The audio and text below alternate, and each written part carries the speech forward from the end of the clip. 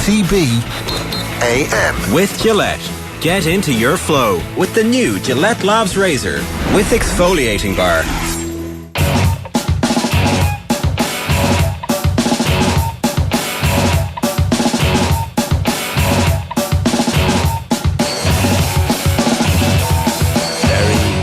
Very good morning. How are things? It's Thursday. It's OTB AM, brought to you as always with Gillette Labs. I'll get to the read right in front of me because I forgot it. You'd think at this stage I'd know the read off the heart, but I don't. Gillette Labs for an effortless finish to your day. That was an effortless intro. Very good morning to Meads, Aisling O'Reilly. Aisling, good morning. Good morning, Shane Hannon. How are you? Keeping well, thank you. And Mayo's Cameron Hill. A very good morning. And buenos dias, as we say in Mayo. It's Mayo. What part of Mayo are you from, Cameron? Castlebar. You don't shout about it like Nathan does. Not really, no. I kind of keep it on the down low because Castlebar people only really know because they go through it to get to Westport or Achill. So right. It's not great being like... It's a town you just pass through. Yeah, we're like the kidneys of Mayo. That's what we are. We're just passing through. Monaghan's I know how you feel because Monaghan is described as the kidneys of Ulster because everyone is just going to Letterkenny or Derry or... Not really Belfast, but like you get the 32 bus goes through Monaghan, and I've described in this show before the Monaghan bus station is fairly grim. So like people's ideas of Monaghan is just planted on this one bus station, which I don't think is fair. But I understand how you feel, Cameron. Yeah. It's not good. Yeah, well, Castlebar, I always thought it was one of the main places in Mayo. Then I went there, and there's not a hell of a lot going on, Cameron. I mean, we do have a McDonald's, yeah. So I take great exception to that, and a massive Tesco. That's always good. I have been in that Tesco actually. Yeah, it's great Tesco. What's the bar? The famous GA bar again?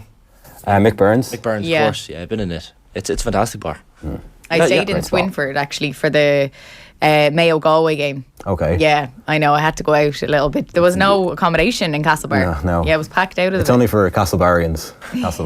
Columns reminded me Swinford is Hardybucks. That's the location. Yes, that's right. Castletown. Oh, okay. Also, it's the fake name is Castletown. Real life Swinford. Right, so Castlebar doesn't have much going for it then. Not really. I mean, it will in a few years when they have the plaque dedicated to me. But wow, McHale Park. Yeah, it'll be like the Cameron Hill walking. It'll be renamed McHill Park. McHill Park. Oh, Cameron. I like nice. that. See what it works. There. If someone can go on change.org right now and get that going, that'd be great. You'd 100%. Have my support. No, all up for it. We've a busy show between now and 10 o'clock. Just to bring you up to speed with what we have for you in the next couple of hours. We'll have Matt Williams joining us around 8:05. We're getting into overdrive with the France stuff, and we'll talk to Ashley in just a second, who's been covering the press conferences for us all week, and Cameron, who's maybe going to bring us back down to earth a little bit in terms of our predictions. We're all getting a little bit excited and ahead of ourselves ahead of the France game. Andy Mitten from around 8:25 talking Manchester United versus Leeds last night. Cracking game, 2-2 draw. Probably 2 points dropped for United, although they were 2-0 down in that game, so they'll take a point. Virtual Insanity with John Duggan on the way from 8:40. We've got Mike Carlson previewing the Super Bowl at 8:50. It's the Philadelphia Eagles against the Kansas City Chiefs, of course, in Glendale, Arizona this Sunday night, very late. And 9:10, Phil Egan will join us. We'll talk Katie McCabe. She was back in the Arsenal starting lineup last night. We'll talk Liverpool and their lack of form at the moment. And a few other bits beside as well. Maybe who's going to take over at Leeds across the next few days. You'd imagine they'll be looking to get someone more permanent in charge. And then we'll bring you highlights of the football show from around 9:30 this morning as well. So plenty to come between now and 10 o'clock. Get the comments as usual in on YouTube and wherever else you're watching.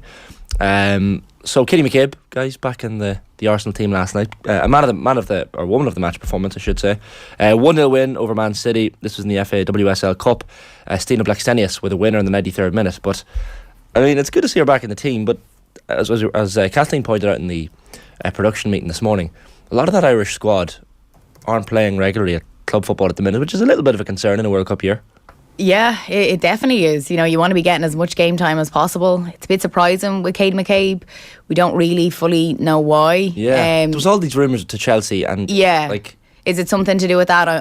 I'm not sure. It's not as if Katie entertained any of that, you know. So yeah, it's shocking really, because she's been so on form, and even seeing her last night, you know, getting the player of the game, and she always has an influence. She's always constantly setting up. She's a workhorse.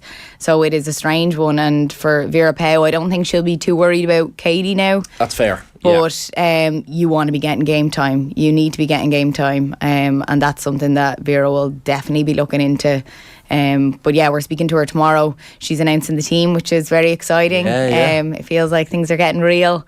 it's all kicking off ahead of the World Cup. So yeah, it'll be interesting to see who she names, and yeah, I'll put that to her as well, what she thinks of all of that. And no doubt, I'm sure she wants them to be getting regular game time. You know, it's only but a benefit. She just exudes confidence, doesn't she, Katie? I think she's relatively young to be a captain. I know she was named captain relatively young for sure, but she's just 21. Yeah, like she has that leadership quality that just comes off her. Yeah, she's iconic. I think it's the same problem with our like goalkeepers, how we all have our best players are all in the same position, it seems. We have two iconic sports stars named Katie. Yeah. So when you say, oh, Katie played really well, or Katie performed really well, it's kind of hard to know, because they both operate at such a high level too. Yeah. It can be a little bit confusing, so I wonder who's going to take... You only have to say one name. Yeah, Rory, exactly. Yeah. Seamus. Whereas Katie, I wonder if there's going to be like a duel to see who ultimately takes the one name. And they're good friends, and they played football together for Ireland, and it's a good story absolutely. there. Yeah. You're onto something. At the minute, I think Katie Taylor's up there, but if Katie McCabe goes to the World Cup, and I don't want to say what could happen, but don't want to jinx it. Firmly in her sights. Getting that one name in Iker. That World Cup's going to sneak up. Like, what is it, July 20th? It starts? Yes, It's gonna, I know there's still plenty of time, but like, it's going to come out of nowhere, I would imagine. Like, it's just like the Rugby World Cup. We've been talking about it for so long that you're like, when it's eventually upon us, we'll be like, oh, it's here. It was the same with the Qatar World Cup in the football. Everyone kind of ignored it, and then it was just upon us. Because the Premier League was being played right up until, a week before it started, you're like, well, you can't really get excited about this. But the Women's World Cup, we're going to have a bit of time to... Yeah, and I think with the preparation matches as well, and obviously playing France in Tallaght Stadium, that was just announced as well. So, to bid farewell, I suppose, to the girls as they head off. So that will be so exciting. I can't wait for that one. I'm sort of glad it's in Tallaght Stadium. I know they mentioned the Aviva, but I think Aviva's undergone work on that date, so it can't happen. But I'm sort of happy it's in Tallaght. That's where they've played all their games up to now. Absolutely. I know the girls would have liked the chance of the Aviva.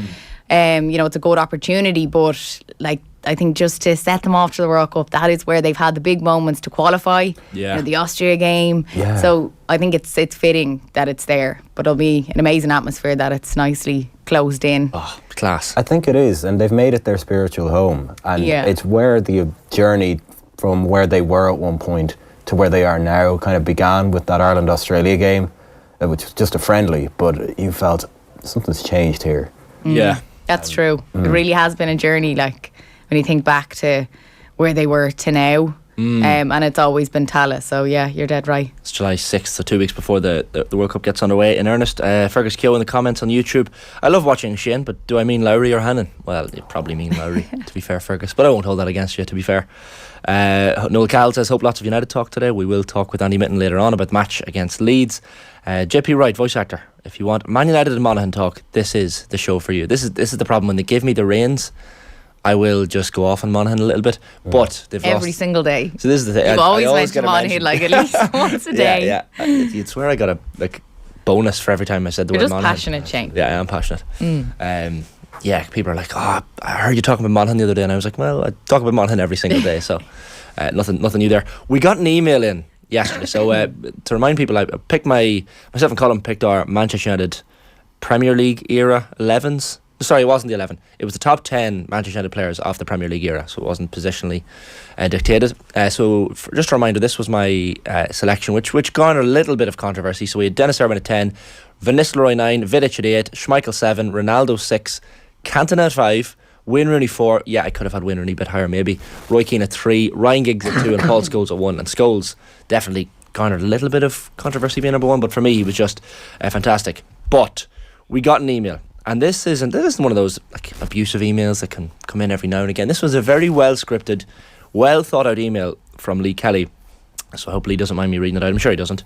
So this is what Lee said. Hello OTB.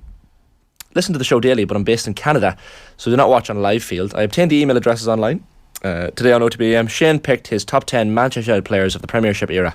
This stemmed from Jer's or Johnny's claim that Cantona was not world class and would not be in the top 10 Manchester United players of all time. Shane decided to restrict his list to include only players from the Premiership era, 1992 to present day. I didn't decide that. We decided that as a team. His justification was that he had not seen enough of the players prior to the start of the Premier League, so did not include Best, Law, Charlton and Robson, even though he did play for United during Premier League era. A couple of things to note. One, Shane stated on a previous episode that he was 29 years old, so he was born in 1994. Eric Cantona, at number 2, played for United from 1992 to 1997. So when Shane was 3 years old, Cantona left United. It's safe to say that he did not experience the Cantona years firsthand. To maintain the integrity of the station, Shane either needs to remove Cantona from his list, as his exposure to Cantona was retrospective, or change the parameters of the list and include players prior to 92. As stated, I listen to the show daily and have since early 2019, so would love a shout, but understand if the discussion does not go on any further. I am not, and he puts this in italics, I am not calling out Colm directly, as he was not part of the discussion, as he was on leave. So first of all, Colm's getting away lightly here. Very, very lightly. Number 2, you said I was born in 1994. This is my driving licence, Lee. I was born in 1993. So that's the second point. Okay, so you've got that slightly wrong. My third point, I have a photograph of a VHS tape that I had as a kid. This is the double 95-96, the official review of the season. You'll notice Cantona lifting the Premier League and the FA Cup trophy in the front. This is the video. You can ask my father if he's ever an OTB AM. I watch this DVD religiously.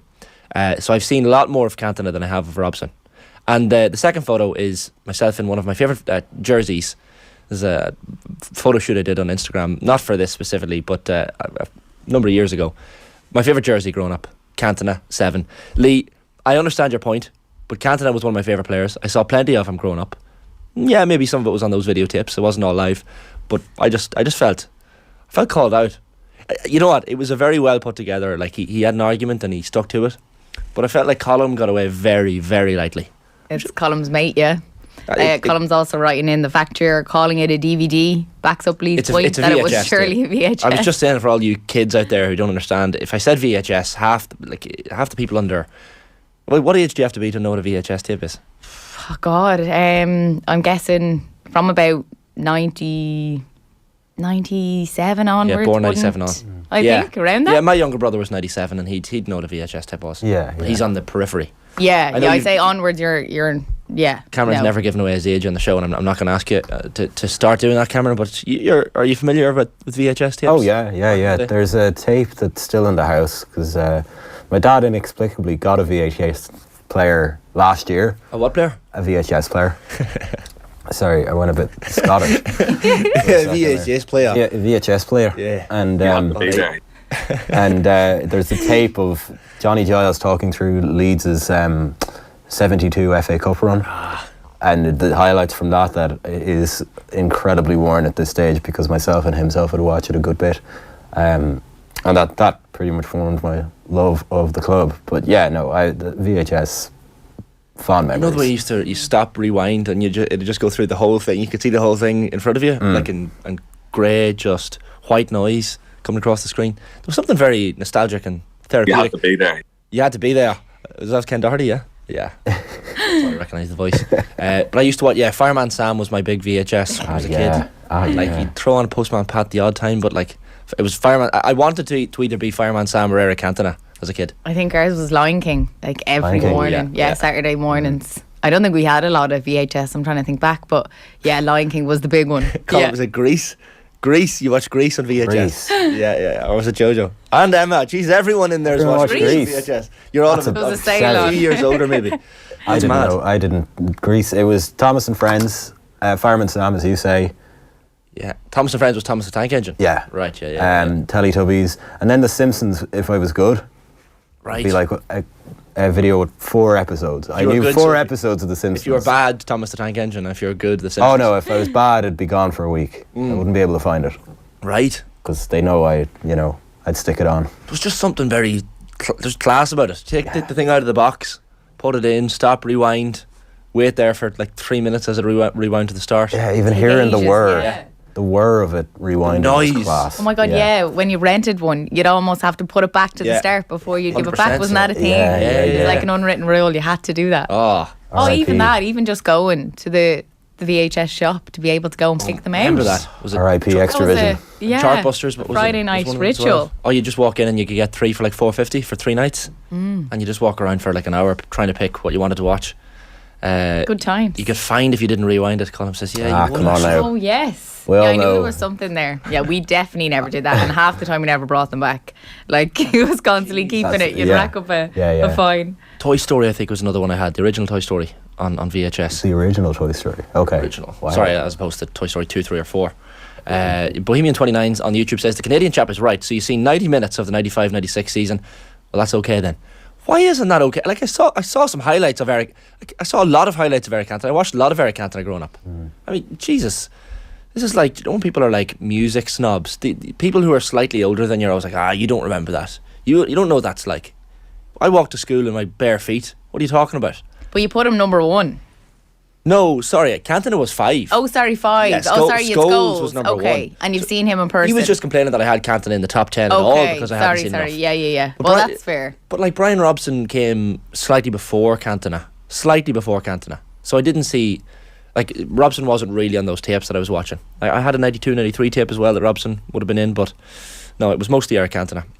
Scholes at number 1. Aisling, I finally found someone to agree with me. You're not necessarily agreeing, but like, you appreciate what Paul Scholes was. Oh, I loved him as a player. Yeah. He was edgy, I loved him. But now I would have had Roy Keane ahead of Paul Scholes. You would have had Roy number 1. Who? Probably. Yeah. I used to love Van Nistelrooy. Oh yeah, I think Loved watching I had Van Van Nistelrooy in the back of a jersey, and I had Cantona in the back of a jersey, and I had Scholes in the back of a jersey. I had a lot of jerseys. But yeah, I think that's how you dictate. Like my little brother had Gabriel Heinze on the back of his top. Yeah, Gabby Heinze, remember him, the left back? Wow. Just he was real niche with his jersey picks. We'll have to get you to pick your Celtic all time. I don't know what year. We don't even need to ask that question. You really? Could not guess it. The top 10. Oh, top 10. Sorry, I thought. Well, number 1 is obviously Henrik Larsson. Yeah. That's my first memory of Celtic. Really? Okay. Right. Yeah. The long hair and Remember the headband. RT2 used to show the games back in the day. And yeah, it was Champions League stuff, so it would be on, and that's when I first remember seeing Celtic. I remember asking, "Who's that with the hair?" And then from then on, that was it, hooked. Yeah. But he was unbelievable. Oh my God! United fans appreciate him. He was only there for 3 months at Old Trafford, and I think he scored a few important goals. I remember I met him after a United-Lille match. United played Lille and he scored a goal. It was his last game for United after the 3 months. Got his autograph and met him afterwards. It was unbelievable. But yeah, we're going to get your top 10 because 1 is easy, but picking the 10 it would be tough. It wouldn't be. Yeah. Someone in the YouTube comment says, do your top 10 baby cartoon characters, lads. That would be even more controversial than United's top 10. We're not going to do that. That's too controversial. We should get into the match last night at Old Trafford. United 2, Leeds 2. I mean, Cameron, you're I don't want to say Leeds United correspondent on the show, but it certainly feels that way. Yeah, Shane. we'll go with that. I'm pulled in. Yeah, big time. When needed. The top of each half, first half, second half, Leeds just came out of the blocks massively and clearly listened to their caretaker manager after the match. That was a game plan and something that really worked for them last night. Definitely, and you sort of felt that they exploited the fact that Man United were struggling to get into their shape at the very top of each half. I mean, the absence of Casemiro was very keenly felt yesterday because the back four were totally disorganised, and it allowed Wilfred Gnonto and Patrick Bamford and Struijk to exploit that space that was created by his absence. And obviously Gnonto scored a brilliant goal, and I just can't love this guy enough. He is fantastic, has a really good movement, but he had that space that he hasn't had for the last couple of games. I think teams are starting to really see him as a threat and are putting 2 or 3 on him. But yeah, we started really, really well and really positively, and the second half was great too. And then I think we invited United on in terms of attack. We sat back and let them come at us, and that worked for the first half. But the second half, you could see they were getting very leggy. Ayling, Vover and Koch were brilliant. Yeah. But they couldn't keep that up forever. And I mean, the 2 goals from United, they had it. They were coming with it as well. Oh, they had it. It was like, you can have unlimited chances here, lads. Let's see if you can score. It was shooting practice. So that was quite frustrating. I wasn't all that surprised. I think it was a better version of what we've been doing all season, which is play really, really well in a game, but not capitalise on how well we've played. It's funny, like I really enjoyed the game. It was brilliant to watch, and I'd say from a neutral perspective, it was brilliant to watch as well. Both teams probably are left a little bit wanting, because Leeds before the game would have been happy with a 2-2 draw, but of course being 2-0 up, you think you can push on and get the 3 points. And then from United's perspective, I mean, they'd be kind of happy to get the draw, considering, you know, Leeds taking a 2-0 lead early in the second half. Jadon Sancho as well coming back. I mean, that's fantastic to see. Like, he's one of those players, and you see it every now and again, a player who's really a form player. If he's in the team and playing well, he's happy.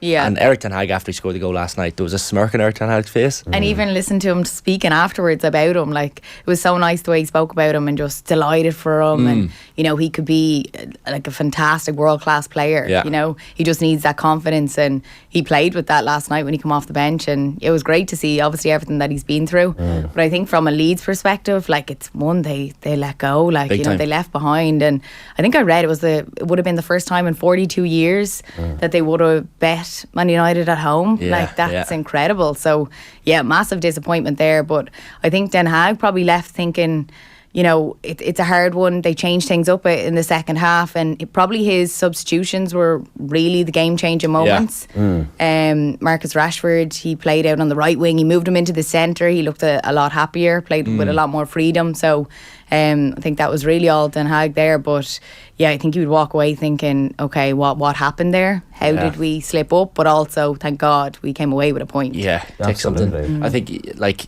when we'll talk to Andy Mitten about all this, but Wout Weghorst looked a bit lost up front. He just hasn't. I know he scored 1 goal, I think, since he came in, but like, he just hasn't been the answer that United have wanted so far in terms of delivering goals. Garnacho tried his best to create last night, but just couldn't really get through. But then, as soon as you say, Aisling, like, he brings on Sancho and Pellistri, and all of a sudden there's a liveliness to them. Yeah. And that's you know, they're of course leggy as well, so they're tired. But bringing in fresh players definitely helped United. You thought when they go back to 2-2, and there was still 20-25 minutes left, you're like, they're definitely going to go on and win this game. Yeah, but they sniff blood here. And I think you're right about Pellistri, who made his Premier League debut, which feels very strange, doesn't it? Because it feels like he's been there for at least a season. He's made a real impression. But I think you're right in terms of bringing Sancho and Pellistri on. It gave United's attack much more fluency. I think Weghorst and Garnacho in the same team is a little bit disjointed, which played into Leeds' hands, because I think Koch and Vober are great. They've the makings of a great centre-back pairing. Yeah. But Koch especially is a specialist at the block and the intercept. He's really, really good at reading that stuff. So when you're not quite working like a machine, working like clockwork as in an attacking sense, it makes it easier for him to do his job and, you know, do his best defensively. Yeah. It looked funny in the sidelines for Leeds last night. You had Michael Scubala, who was doing the media duties. Chris Armas, United fans will remember as well, who was one of the coaches there in recent years with the AirPods, famous for the AirPods. He was getting, I think, accused of being Ted Lasso by some United fans when things weren't going well, and Paco Gallardo was the other one as well. So very, very busy Leeds dugout. Like, it's a strange one when you see literally 3 managers on the sideline all discussing things. It's not like one of them was in the technical area and the other 2 were sitting down. They were all very actively involved. You'd have to think they would go away happy. Like, you know, like, what a performance against Man United. And obviously they've been going through a tough time of late. Obviously the manager walking away, and they haven't had a lot of time to prepare for this game. So you'd think they'd walk away going, okay, there's exciting times here. Like, as a Leeds supporter, I think you'd leave the ground, okay, it's disappointing, but okay, there's a lot to be positive about. Yeah, definitely. They've taken a point at Old Trafford before the game, for sure. Oh, totally. And Scubala I saw at one point the camera went to him and he was squatting very Bielsa-esque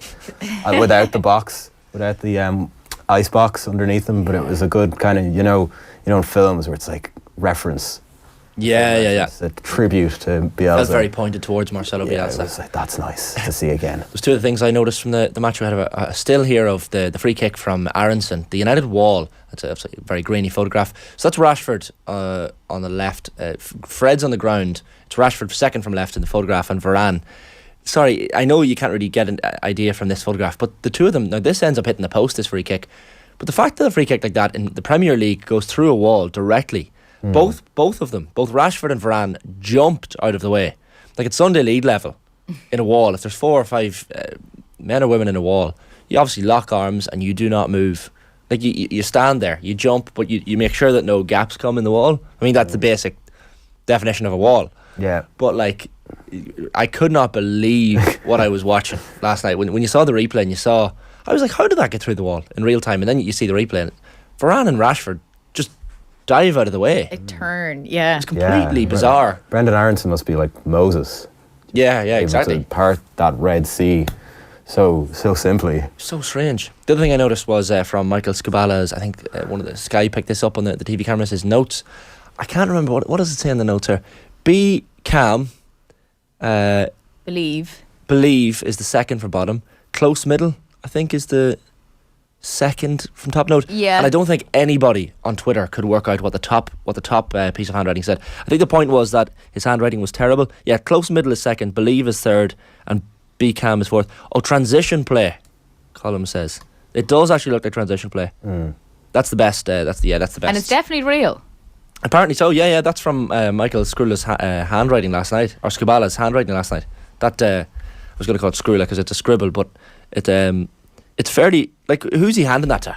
Feels very simplistic going into a Premier League game, doesn't it? It looks like a set list. Yeah, and maybe he's writing it down for his own notes for the halftime team talk or something. But it's look, he's had to step up. Like, yeah, not easy for him. No. Be calm.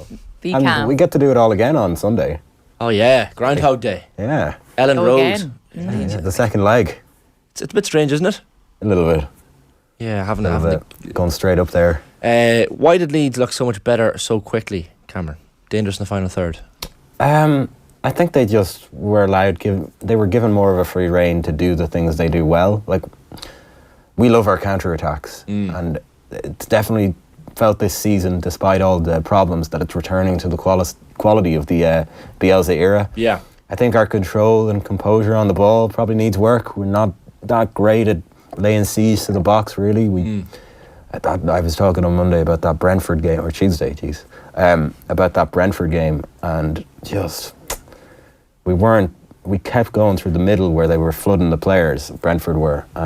So I think we just need someone to come in who can address our defensive shape issues. I still think we're bad at keeping our defensive shape, and maybe give us a little bit more confidence when we're outside the box and there's lots of options and the team are defending to the hilt. The opposition team, I mean. Yeah. We probably need someone. So basically, Lash, would Ange be willing to come down to Leeds and maybe taking over? Oh, that is a stupid question, Cameron. It doesn't feel like it. You're not having it, Ash. Like, literally, any time there's any managerial position in the Premier League, especially, it is Ange Postecoglou. Yeah. He's going. It's breaking news, and that's what it felt like on Sky News over the last few days. Every time I put it on, it's like, talk about Ange going to Leeds. I'm like, no chance would Ange leave Celtic to go to Leeds. First off, I don't think that would be. How do the clubs a compare smart move. size-wise? Like, how much bigger is Celtic than Leeds?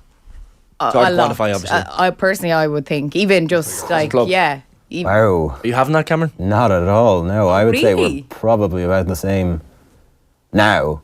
Like, No given the chance, historic. Cameron. Really? What? I'm glad I'm in what? between the two of you here. No, I respect Leeds. I absolutely do. But no, I wouldn't think that all they the history. are on the We've same years level. and years of history. We're both Sorry, someone incredible said Yeah. in the Celtic are 60s massive. and 70s. I know Celtic are massive. You can point this towards Cameron here. He's Like, the even if I wasn't a Celtic supporter, and it's hard because I am, so people are going to think that's why I'm saying this. But like, I would think majority of people would say that Celtic are a bigger club than Leeds. No, I can't. Shane? No. I would say Celtic are a bigger club than Leeds. 2 against 1. Can't believe this. LUFC stands. Get in the comments there and Yeah, I'm going to get hammered. But protect no, your fellow. Leeds or Celtic, take your pick. Who's the bigger club? Well, like, they've both, like, like Celtic have won the European Cup. yeah, like, and Ange as well. I don't think that's a conversation. I think that he is unfinished business, and Yeah, absolutely. it's definitely not the time.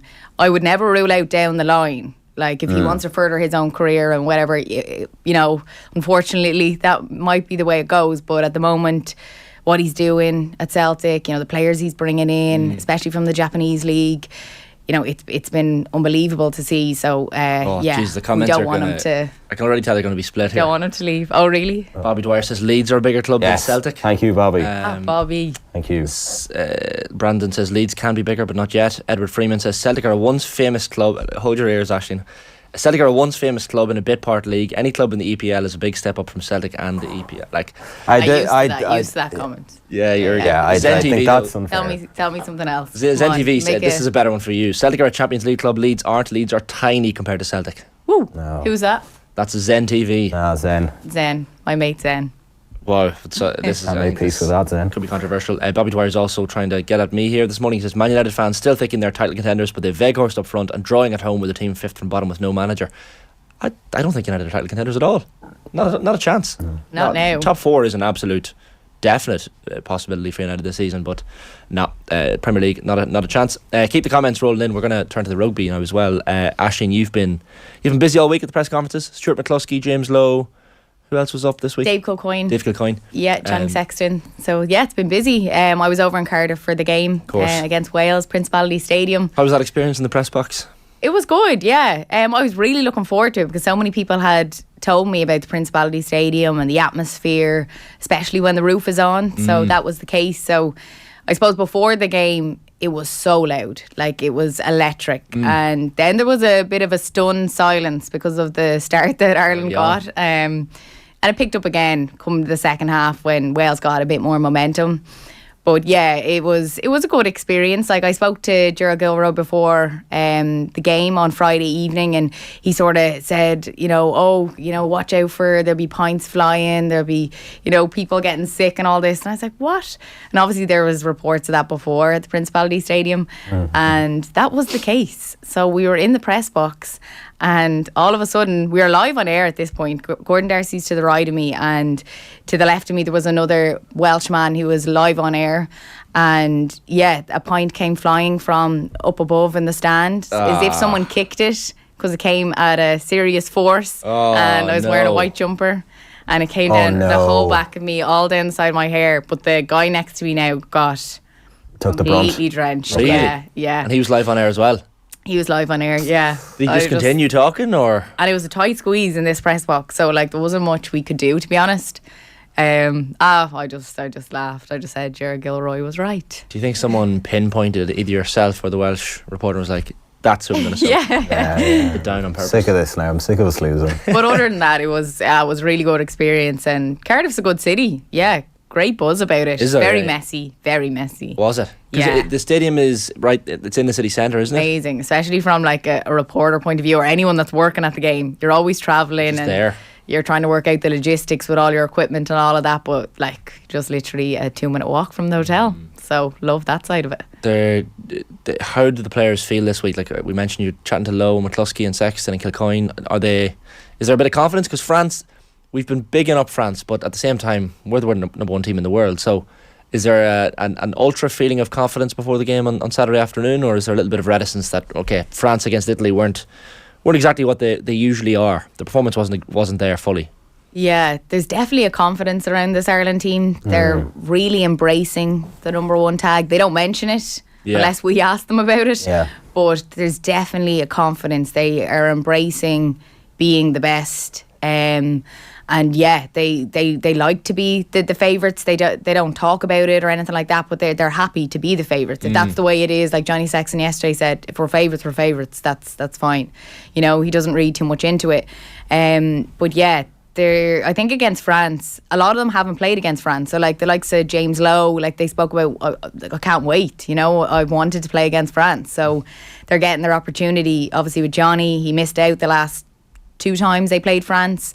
So obviously watching on last year, I was there in Stade de France. It was an incredible atmosphere, and Johnny was on the sideline, and you just were thinking, if only Johnny was playing, this could have been different. So he gets his opportunity, and they're very confident. He's fit, he's ready to go. And yeah, there just definitely seems to be an air about them. But there is a lot of injuries. You have James Gibson Park, Tyg Furlong, Cian Healy.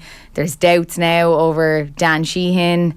So yeah, it's worrying that way. Conor Murray, I think, is a doubt as well at this moment in time. I don't think that's fully been confirmed, but that is the rumours at the minute. So, but at the same time, you think that the strength and depth they have within this squad, that they're well capable. And any time, like I asked yesterday to Stuart McCluskey, I was like, when you hear last minute changes, like what's your initial reaction? And I'm talking, if like a few hours before the game, because that was the case with the Wales game, and he said, honestly, like we don't worry about it because of the strength and depth we have. And you see, he was on the bench. Nothing changes.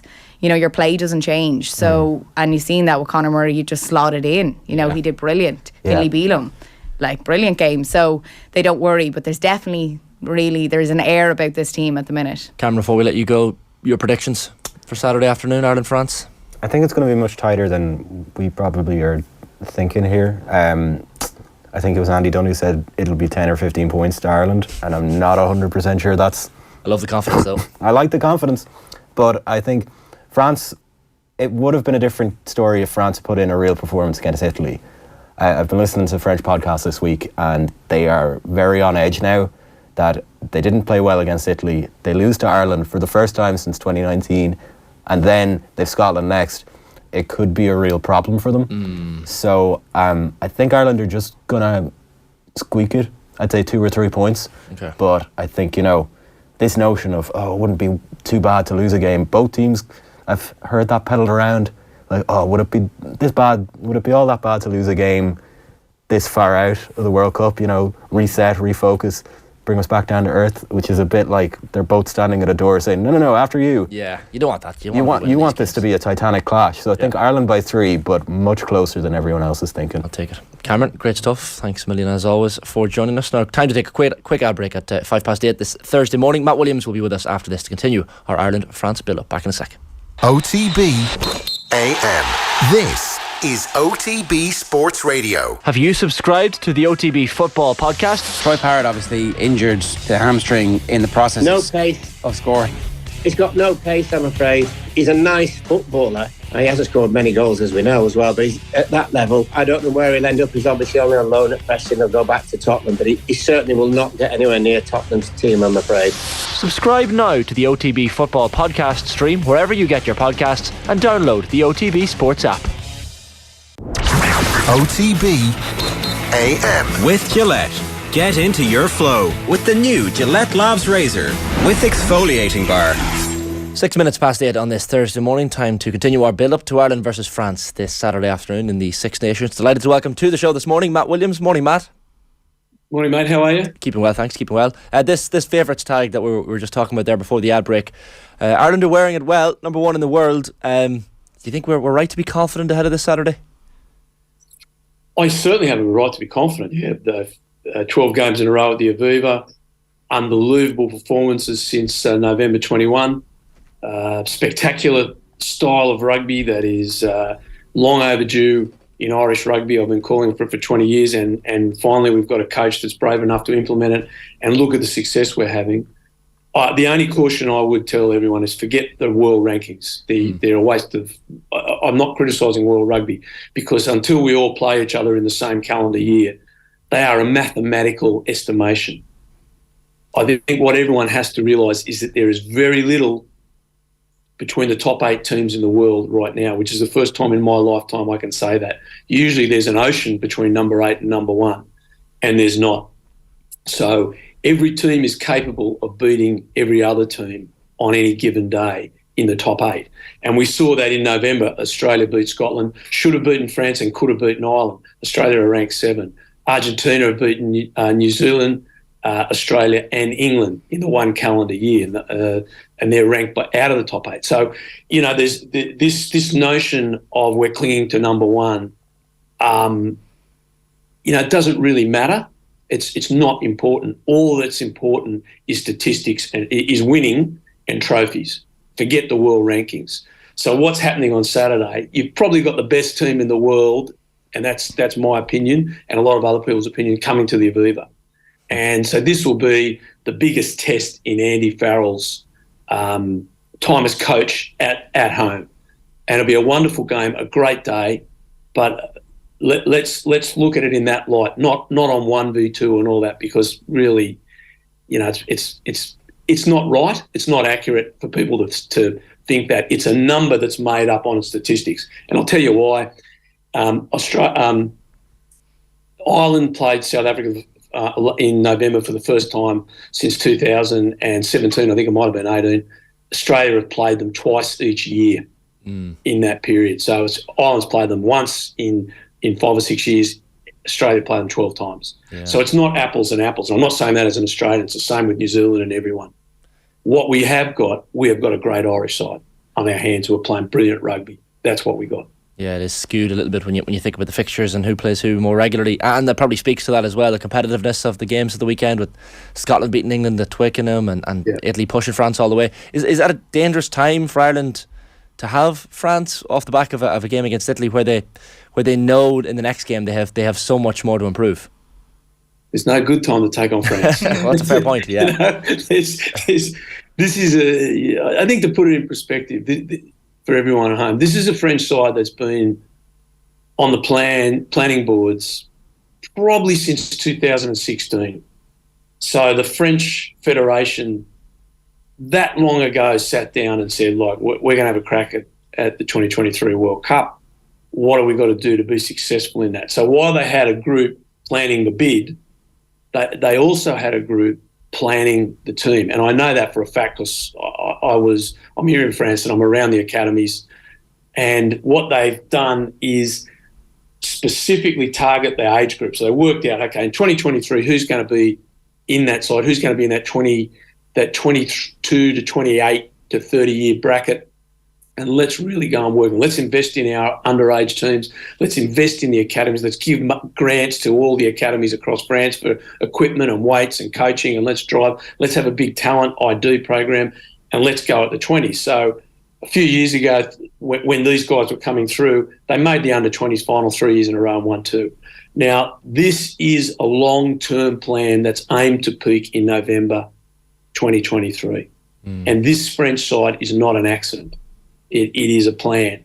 So we are coming up against a really great French team that also play great rugby, full of fantastic athletes that are brilliantly coached by Fabien Galtier in a revolution for French rugby, in that he has adopted basically what the coaching philosophies of the non-French countries like New Zealand, Australia, South Africa and Ireland, England, in that he appoints assistant coaches and empowers them to run sections of the team. Now, that was a very un-French way of looking at it.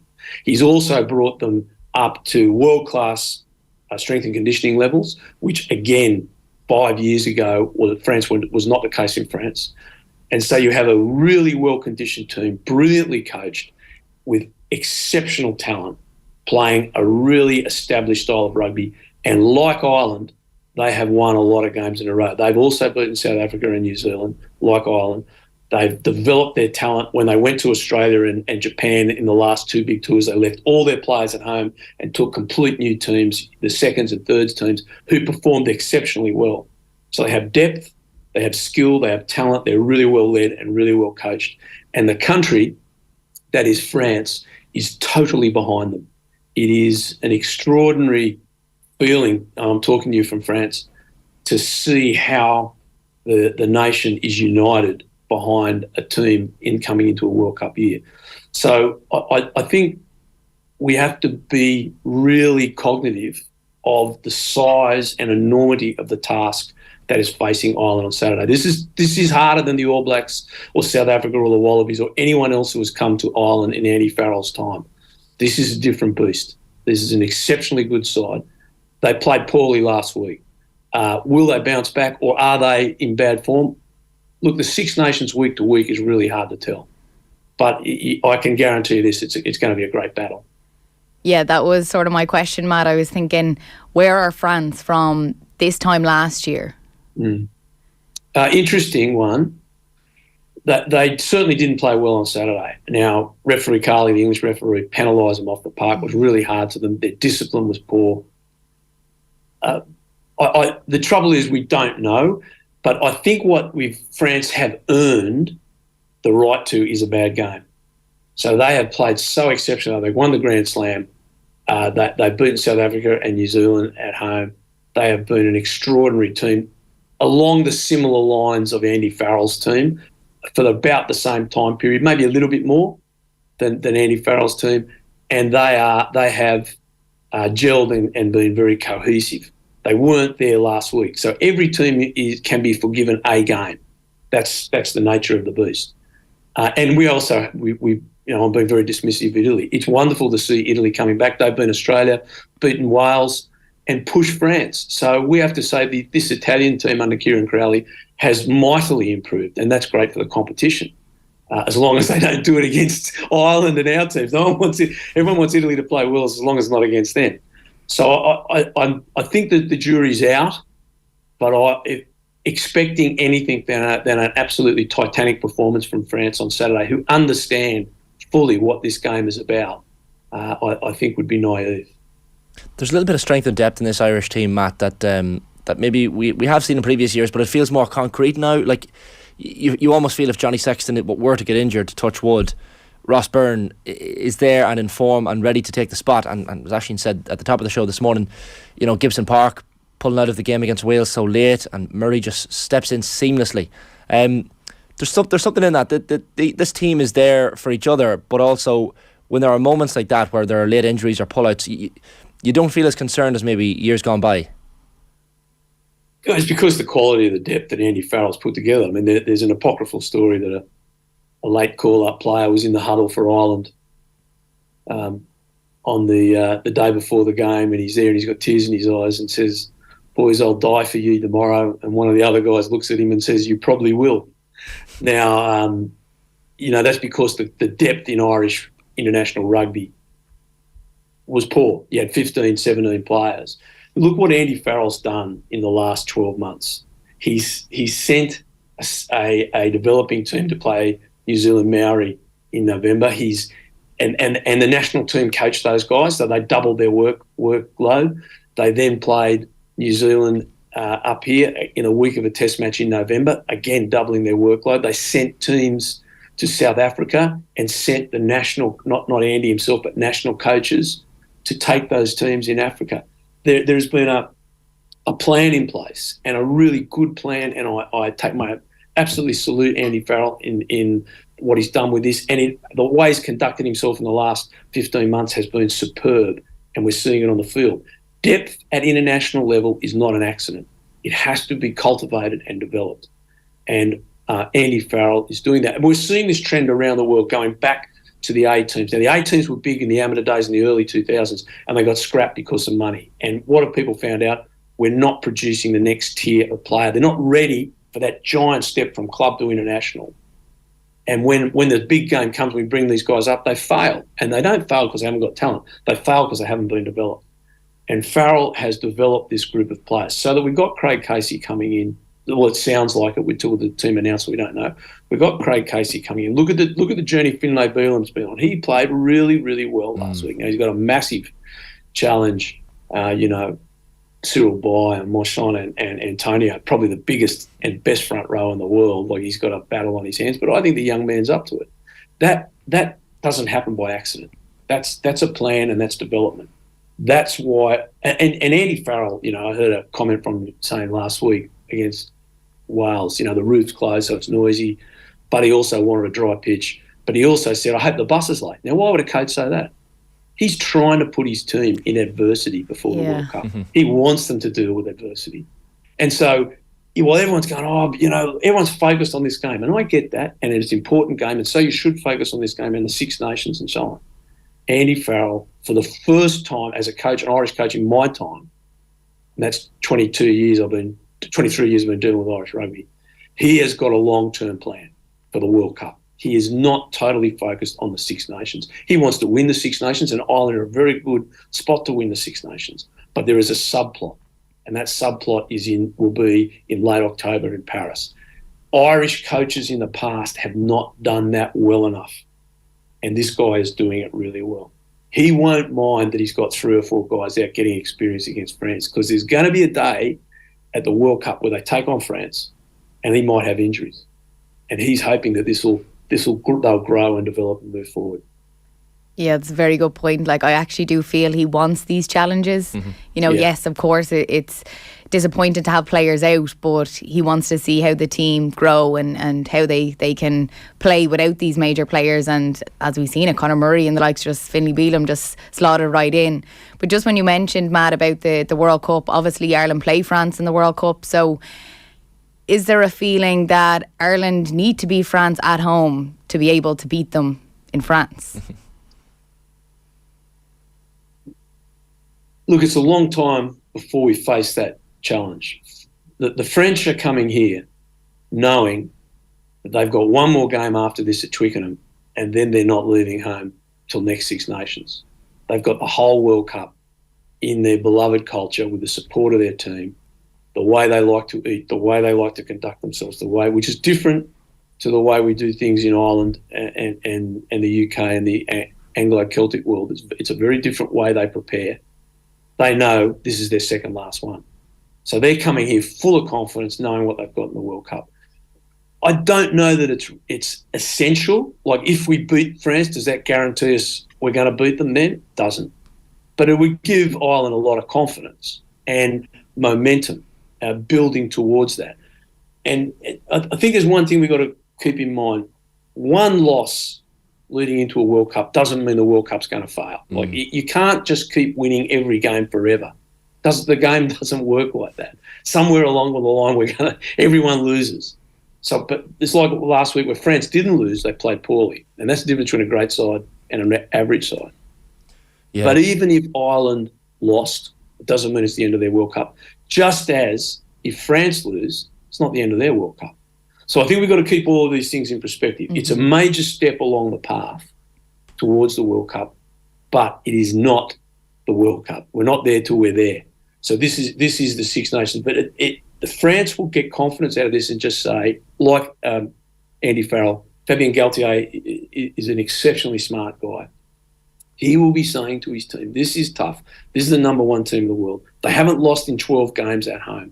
This is your greatest challenge before you step into a major game at the World Cup. That's the way they'll be looking at it. So they'll be coming very prepared. So, and, you know, it's such a close game to call. Like, you know, like, I don't think anyone can give you an opinion that's really accurate. It's just an estimate because there's just so many unknowns here and so little between the teams. Yeah, it feels a little bit like a mock leaving cert, like a big test, but there are big ones down the tracks as well that you have to keep an eye on.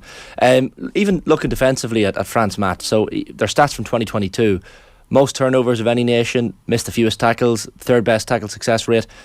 Sean Edwards has done a serious bit of work, but last weekend was quite out of character for them in that they conceded 18 penalties, which is the most of any team apparently coached by Edwards in the last 2 decades. So you would imagine they won't be quite as ill-disciplined this weekend. It's something that they're going to have to shore up, because if they concede 18 penalties against Ireland, there's only going to be one winner. Oh, absolutely. During the coverage of the Italian game, there was a number of close-ups of Sean Edwards, who I've known for many years, and he was looking like thunder. He was a very unhappy camper. You know, and here's the other thing. The Italian performance allows the French coaches to put their grumpy hats on all week and be short and angry and snappy and demanding and reminding their players they let down their own standards, and Edwards will do that.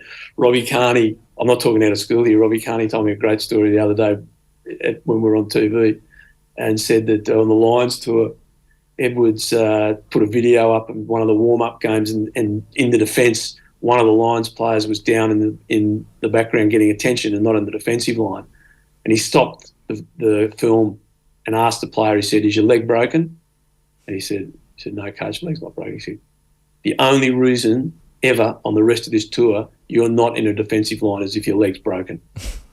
And so, you know, he means business. You know, he's old school rugby league from the north. He played rugby league with that jersey in the background, 1989 Balmain Tigers in Sydney. He was a member of that side. And a great guy. I really like Sean. He's a really good bloke, really unusual guy. But tough as nails, old school north of England. And if you don't measure up, you know it pretty quick. And that French team have responded to him. And as the stat you just rattled out there, not surprisingly. But it's not surprising either that the French team will turn up with a lot more aggression and a lot more purpose than they did last week. And Edwards will make sure of that. You know, he's one of the best ever as far as demanding defensive coaches. And again, that just proves how good Galtier is. Bringing in a non-French coach is really unheard of for French rugby. Yet he's been rightfully lauded as having the most impact on the team. So it tells you a lot about Sean, and it tells you a lot about Fabian. Finally, Matt, before we let you go, score prediction. Andy Dunn was quite confident last night. What did he say, 10 to 15 points or something for Ireland? Are you going along similar lines or a closer game than that? Oh, man, I don't know what Andy's on. He's on positive juice. That's what he's on. Very positive juice, isn't he? He's always been a positive guy, even when he was a kid. No, I think this is a cigarette paper between the sides, especially with the injuries to Ireland. We've got to wait and hear what comes out. France are going to be a little bit stronger. The back row, Quaff from Toulouse, who was injured last week, comes back on the bench. We believe there's going to be another scrum half, and Le Grec will go back to Racing. So the French side will be a little bit stronger, be a bit better for last week. Ireland with a few other injuries. But there is the Aviva factor. It's just too close to call. It's head and heart. Head probably says France, but heart says Ireland. I just think they got something special at home, especially if Sexton's still on the field. But this is could go either way. But I think Ireland can do it. But it's going to be so close because there's so much riding on the game for both sides. Yeah, it's an extraordinary game. Doesn't mean, and if they lose, it doesn't mean it finished. And if they win, it doesn't mean they're going to win. But they're just like these two giant bulls going at each other, and it's going to be just one of the best games of rugby that Ireland has been in Ireland for many, many years. Yeah, I think you're right. It'll be a cracking game. Matt, enjoy the match. Thanks a million as always for this morning for joining us. Pleasure now. Great stuff. 8:25 a.m. on this Thursday morning's OTB AM, brought to you live as always each morning with Gillette Labs for an effortless finish to your day. Time to say a very good morning to the editor of United We Stand, Andy Mitten. Morning, Andy. Good morning. That was I didn't know what mood you're going to be in this morning, because I guess it's 2 points dropped, but then when you're 2-0 down, you'll take it, won't you? Yeah, I'm all right. It's a big month for Manchester United. True. Huge games every couple of days. Tired, if anything else. And as you say, Manchester United were 2-0 down. It was a big surprise, given how poor Leeds United have been, especially in their games against Manchester United since they were promoted under Marcelo Bielsa. And it was a really unusual feeling at Old Trafford, because Leeds were ahead in the first minute. They laid a trap. Manchester United fell into it. Bruno Fernandes lost possession. Great finish for Leeds. And then at half-time, Erik ten Hag told his players, do not let the same thing happen again. But the same thing, or very similar, did happen again. Lost possession, suddenly Leeds are 2-0 up. And Manchester United had a huge task, especially considering two of the best players, Casemiro, probably the most important player in the team, and Christian Eriksen were absent. There were other injuries and absences as well. So the fight back was enjoyable for the people there. The atmosphere was really good. It was very loud in the away end when Leeds were going ahead.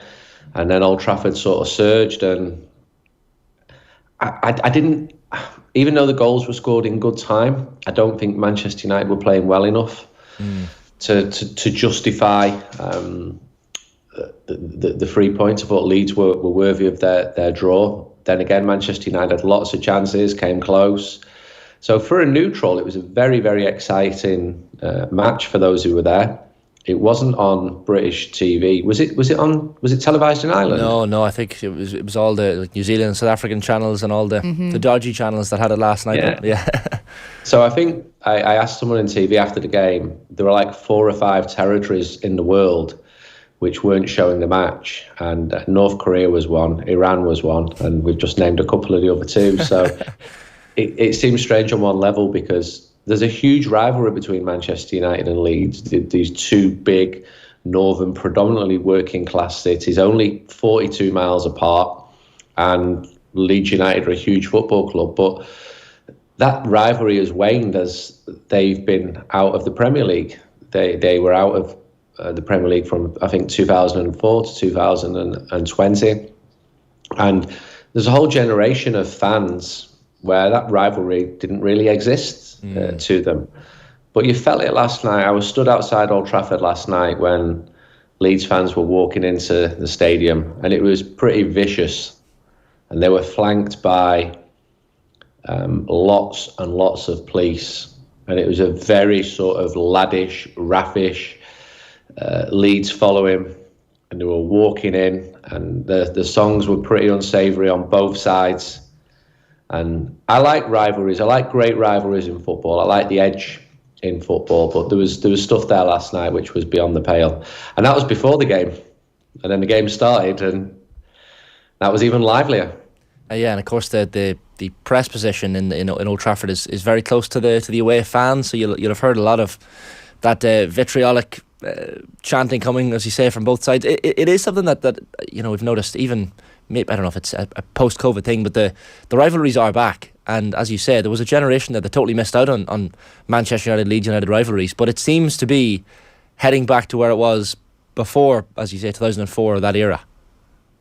I still think Leeds need to win a game, which they came close to doing, for it to have a real edge, because the rivalry was at its keenest when Leeds United had very, very good teams. And there was a time in the 60s where Manchester United really struggled to beat Leeds United, and they were champions of England. They picked up a lot of fans because of how good they were at times in the 60s and the 70s. I believe a lot of fans in Ireland of a certain generation are Leeds fans. So there's a pretty significant following outside of Leeds as well. I could hear the away fans loud and clear, but it was outside the ground where it was at its most vicious, because you had a line of police and police on horses, and songs were flying back and forward. It was all pretty distasteful, and how it was years ago. And at the start of the 90s, if you would have asked Manchester United fans who were their three biggest rivals, and we regularly did that in United We Stand, it would be Liverpool, Leeds, Manchester City, often in that order. And I remember 2004 speaking to Roy Keane and saying, who are your biggest rivals? And he said, Arsenal. He said, I know it's different for fans. I know you'll mention teams like Leeds and Liverpool and Manchester City, but for the players, it's Arsenal. It had moved on, and it carried on moving on. And in many ways, Leeds got left behind. If you go to Ellen Road, it's missing like 25 years of any development. It really is aged, scruffy, visceral, very real, and for better or for worse, because sometimes the Premier League can be overly sanitised. And if you go to Leeds United and Manchester United go there on Sunday, you really know where you are. It's got a very strong identity, that football club. Yeah, on the pitch last night, I wondered, was the rivalry there as much for Man United as it was for Leeds? Like those slow starts to each half, I thought was maybe a telling factor. If you're in a big rivalry game, it's tension, it's fast start, it's energetic, when that's not really what it was like for Man United. Manchester United started the game poorly, very poorly. If you look at the league positions, if you look at the fact that Manchester United had won 13 consecutive home games, they were clear favourites even without those players, because Leeds were missing players as well. I think the captain was in the stands, and technically they're not as good as Manchester United, and that's been shown in the games since they came up. Loads of goals, but Manchester United have absolutely steamrolled them. So do those current players who started, does Sabitzer know about the rivalry or Weghorst between Manchester United and Leeds United? Probably not. It's an education to a lot of them. Eric Ten Hag's never managed a Manchester United-Leeds United game, and they completely shocked Manchester United. Old Trafford was reduced to being stunned twice as they scored both of their goals, and they had other chances. They hit the post, and David De Gea made a good save in the first half. So even though Manchester United had most of the possession, it was a very disjointed performance. And in the middle of the park, Manchester United did not convince at all. So Sabitzer, who didn't play too badly, he was making his first start since his loan move, but more than once I heard we're really missing Casemiro and Eriksen, and that's understandable because of how influential both of them have been. Fred did not have a good game. He was one of the replacements. Lost possession too many times. Alejandro Garnacho, clearly talented, teenager, very frustrating to watch last night. Lost possession a lot of times. Leeds had heart, they had fight. You saw when they scored the goals, they just all went together, and maybe in disbelief because nothing was expected from them, but they definitely had a good team spirit, and the away fans were really, really up for it. I know I think it was mentioned last night, that 4 points out of a possible 15 in the 5 games that Casemiro has been missing for United this season.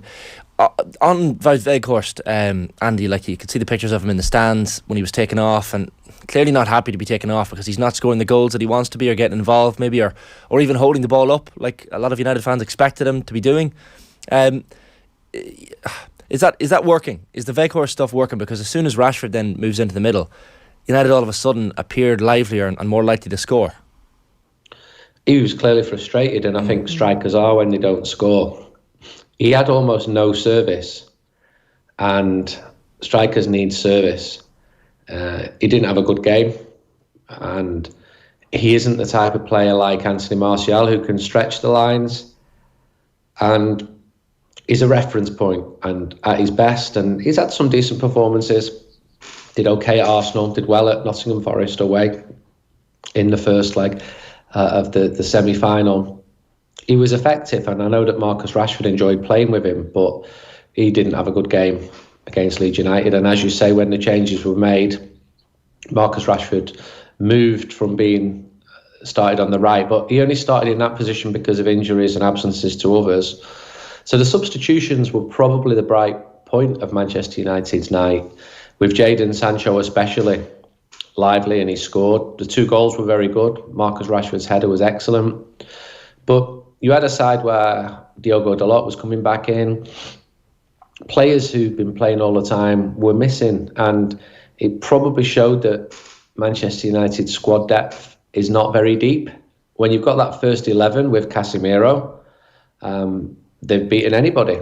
And I also think there were going to be trip-ups. This is Ten Hag's first season. This is football. You can't win every game. You can't sound too spoiled. United have just won 13 games on the bounce at Old Trafford. That is a phenomenal record. And even now, in the league, the points ratio for matches at Old Trafford is still really impressive. But it still felt disappointing last night. The performance, the result. And I think Manchester United could have gone level with Manchester City on points. Played a game more, so you feel frustrated.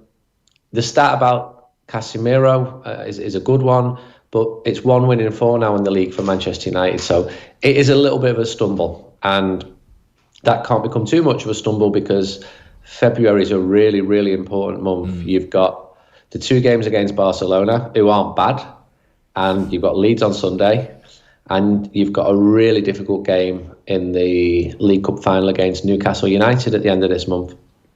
Yeah, when you think about the start of the season to now, you would take it. It's been unbelievable in the last few months. But just speaking about Marcus Rashford, is this the best that we've ever seen Marcus Rashford?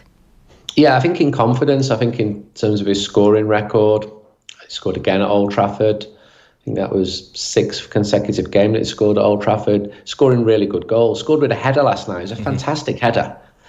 And him and Casemiro have probably been Manchester United's best 2 players this season.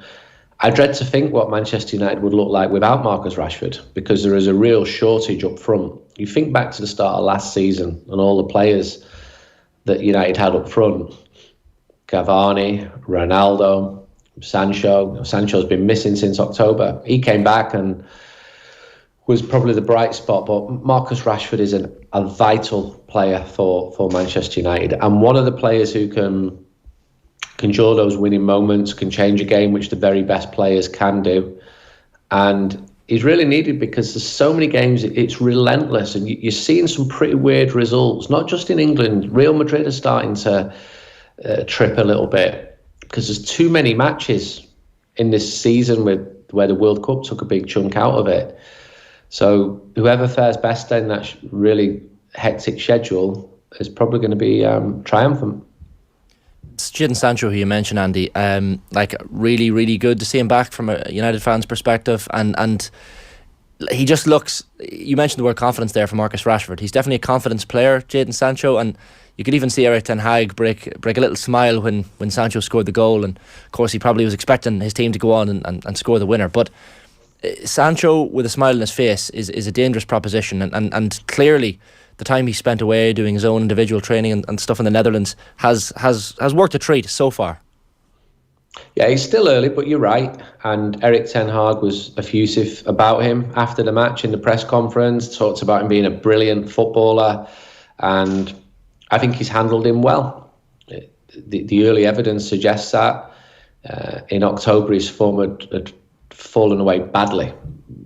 It was stark at Nicosia away when he was afraid, or seemingly afraid, to run at Cypriot defenders and pass the ball back, which led to a goal. So he's gone away, a specialised training programme just for him. He's been brought in slowly, first of all back to Carrington, then within the group, then full first team training. Now he's playing again. Now he's scoring again. He played well. He made a difference. He got absolutely clattered and smashed to the ground. So that was like a welcome back to real life football against Leeds United in a big, dirty northern match between two teams who do not like each other. So if he's fit and playing well, he could be very important for Manchester United, and needed as well. You saw Alejandro Garnacho.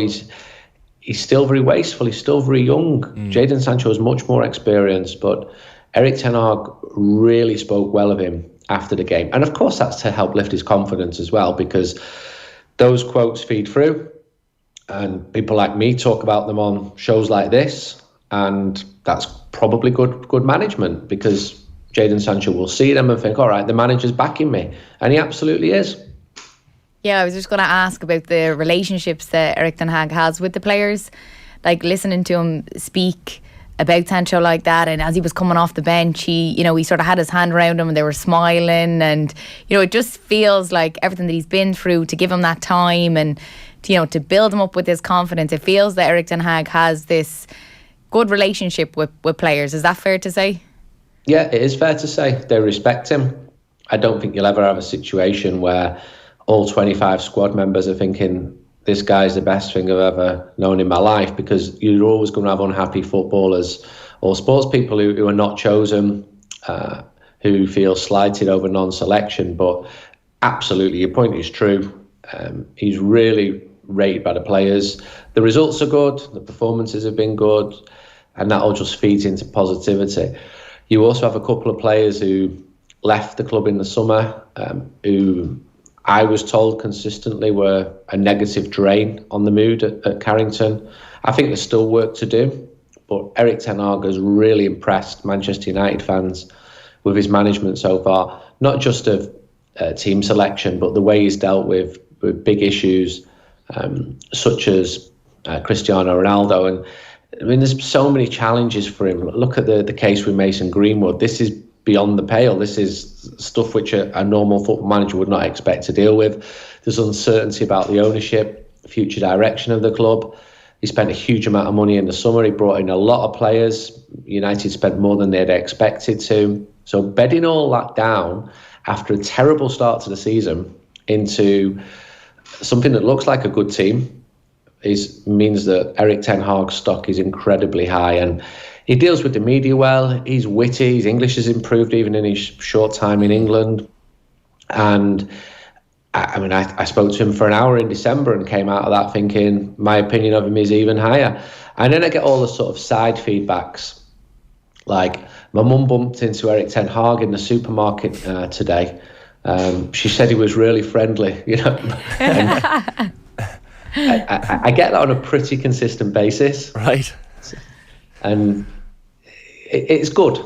It's good. I got one a couple of months ago. Did you know that Erik ten Hag cycled to the reserve game last night? No? Yeah, it caused a little bit of a stir. The security weren't expecting him turning up on his bike. Right. So we asked him about that, and he said, well, why shouldn't I?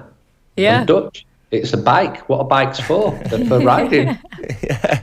Well, it's a fair point. If he's going to come in any mode of transport as a Dutchman, it's going to be a bike.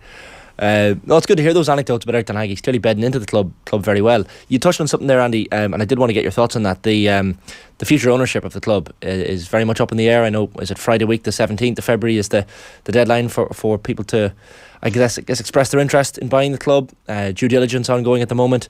I mean, Jim Ratcliffe was the name that was constantly mentioned, but these rumours of Qatari investment, is there something there? Is that legitimate? And how do you expect the sale of the club to go between now and, I guess, the deadline of expressions of interest, at least?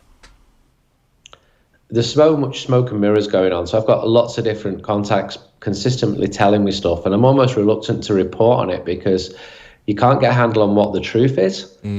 Because it's in the Glazers' interest for there to be an auction situation where you've got several parties bidding for Manchester United. And I see some of the news coming out, and I think this is designed to flush out potential suitors. But I'm getting like 3 different versions of the same event, different sources, and good sources as well. And there's a lot of uncertainty. I think it's fair to say Manchester United is desired. I think the price is very high. I think there's been times in this bidding process when there hasn't been any bids in the room. So the banker's job is to drum up interest. United were in Davos, for example, the World Economic Forum. The people who go there are not renowned for being short of money. And if they can have a situation, even if it's played out through the media, of different suitors from different parts of the world, that would suit the Glazers. It would increase the share price. It, of course, adds to uncertainty.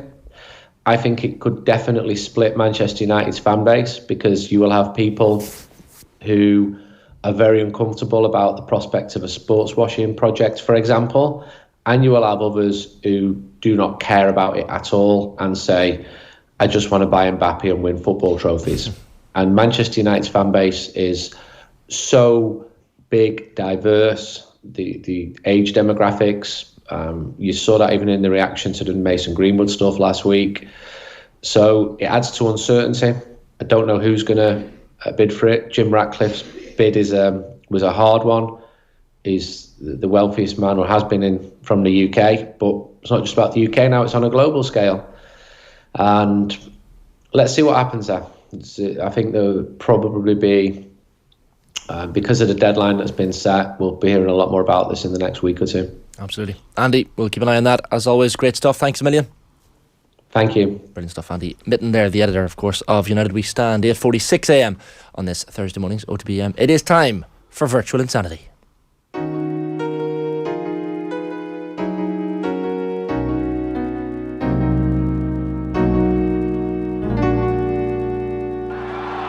You have entered Power Drive. Oh, wow!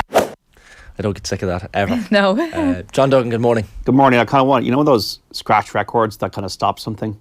I kind of want to get to the stage now where we do it, yeah, and it just stops. Cause it's, do you ever get people saying that to you when they meet you in person, the fans of the show or the fans of JD, the Virtual Insanity intro sting?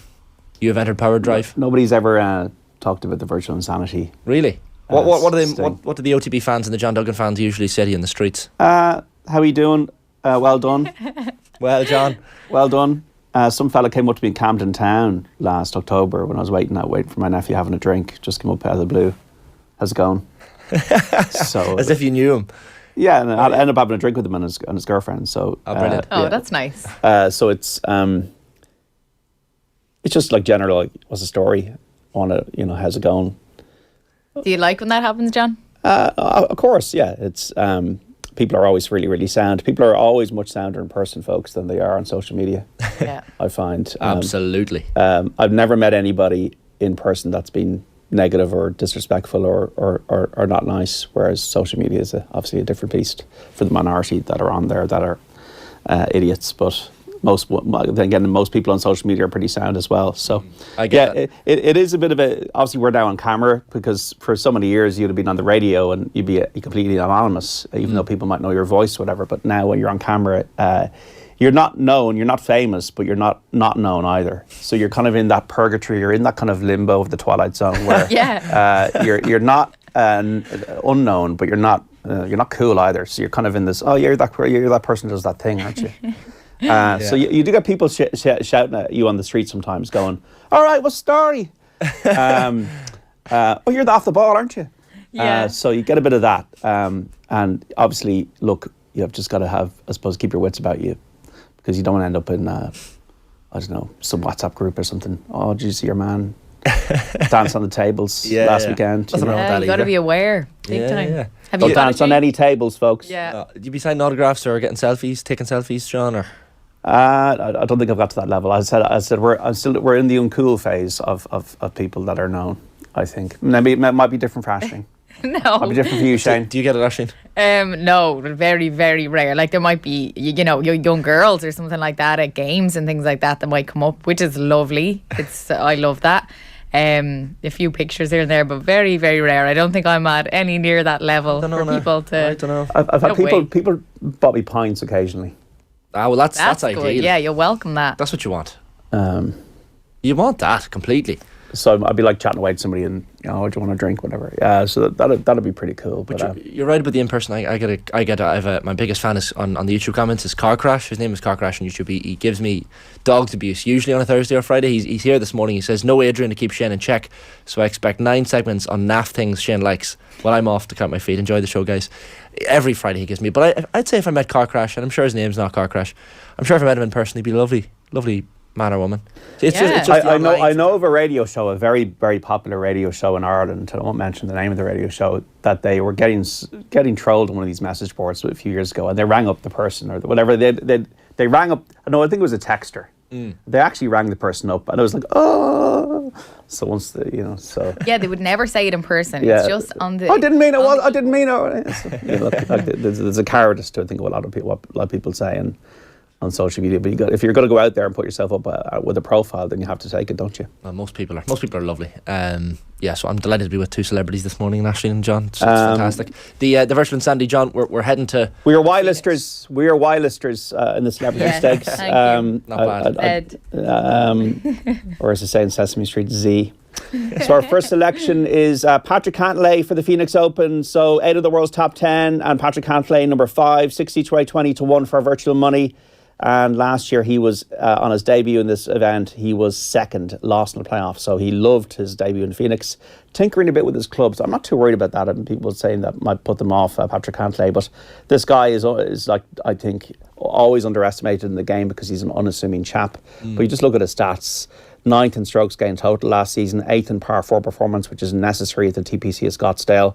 5th in birdie average, 6th in scoring average. I think he's a rock solid player. I think a 20 to 1, 4 to 1 to get in the top 8. I think Patrick Cantlay is a worthy headline pick for me this week. Obviously, Rory is playing so well, as is John Rahm, so wouldn't put anybody off them. The second one I'm going to put up this morning on the show is Ricky Fowler.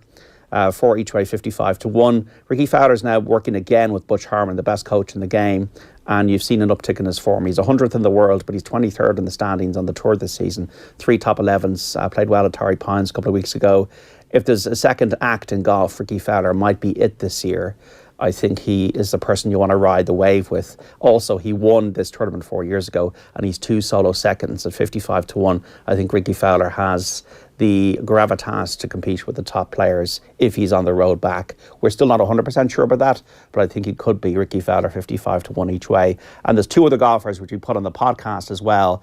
Check out the Virtual Insanity podcast, which is now on the OTB network, on the Go Loud network, for the picks as well, for the whole selection between now and 2:15 when the tournament starts. Is the Waste Management, is this the one with the rowdy crowds? It is. This is Super Bowl weekend, yeah. The 16th hole is like a kind of a bowl. And last year they were all throwing beer, kind of plastic beer glasses on the green.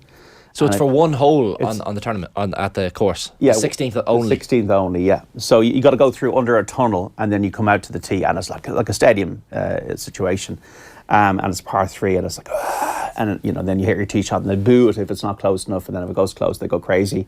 Harry Higgs took off his shirt there last year. Tiger Woods got a hole in one there in the late 90s, and it's worth checking out on YouTube. The place went absolutely crazy.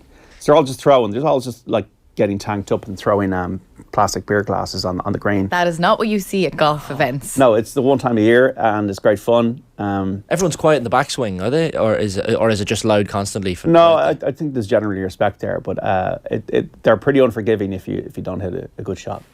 That's what you want to see, like sports like golf and snooker. Even snooker has the shootout now, where fans drink in the crowd and they're constantly shouting, like even when players are taking shots, and it's encouraged. It's good to see a little bit of experimentation. It's good once a year for the Super Bowl weekend. Obviously, we have a degree of it at the Ryder Cup, the stadium atmosphere, and I think still, like, I remember going to Port Rush, and the 18th hole was like very much built like, you really felt it for Larry now in a much more kind of not as boorish or boisterous a way, but in a real kind of Irish positive fandom way for the thing with Port Rush. And I think golf sometimes misses that, because golf has got ugly now anyway, so with the whole live thing, that you'd wonder how Cameron Smith feels this week not being part of this lineup. If you'd had fans at a much rowdier level for Reid and McIlroy in Dubai, for example, would it have been more fun? Yeah. Even when you're walking near a shot, you are to stop. Like, even if you're a bit away, you have to stop. Like, you are told, stand still, and you might be nowhere near the shot. Like, we're like, surely they're not going to hear my footsteps. But it's very much like, all like everybody silent. Yeah. Yeah, respected, and you'd wonder if they had a little bit more atmosphere, and would it add to it at all? That must be on your bucket list. I'm just looking here. It's only 16-minute drive, if I've typed it in correctly, from Glendale, where the Super Bowl is on, to Phoenix. So, you're very close. Is the Super Bowl there this week? Super Bowl's in Glendale, Arizona this week. Is it? Yeah, right. so I didn't know that. You're literally only a 20-minute drive. Philadelphia Eagles and the Kansas City Chiefs. Wow, yeah. So, a good weekend in Arizona. It would be, Raising Arizona, if you ever knew of the Nick Cage movie. Right. And Holly Hunter. Oh. Am I showing my age here? Possibly. Obviously, it's a Coen Brothers film from 1987, Raising Arizona. I was in Arizona last summer, went to Flagstaff, Grand Canyon, did all that as well, but never made it down as far as Phoenix. Phoenix is a bit hotter, apparently. Sorry, much hotter. Right. Flagstaff, there's a little bit of, you got the Meteor Crater out in the desert as well, which is fantastic for space geeks. Definitely a bucket list one for me, but yeah, would recommend Arizona. Right. Amazing. Although I'm very pasty, so I burn at the thought of Arizona. So wear your sunscreen if you're going. But yeah, maybe that's one for next year, John. We'll all go off to the 16th at the Waste Management. Sounds like a plan. Yeah. It didn't get in the top 10 on my bucket list. Maybe it'll get in the top 20 for my Twitter page. John, great stuff. All right, folks. Thanks a million. That is Virtual Insanity for this week.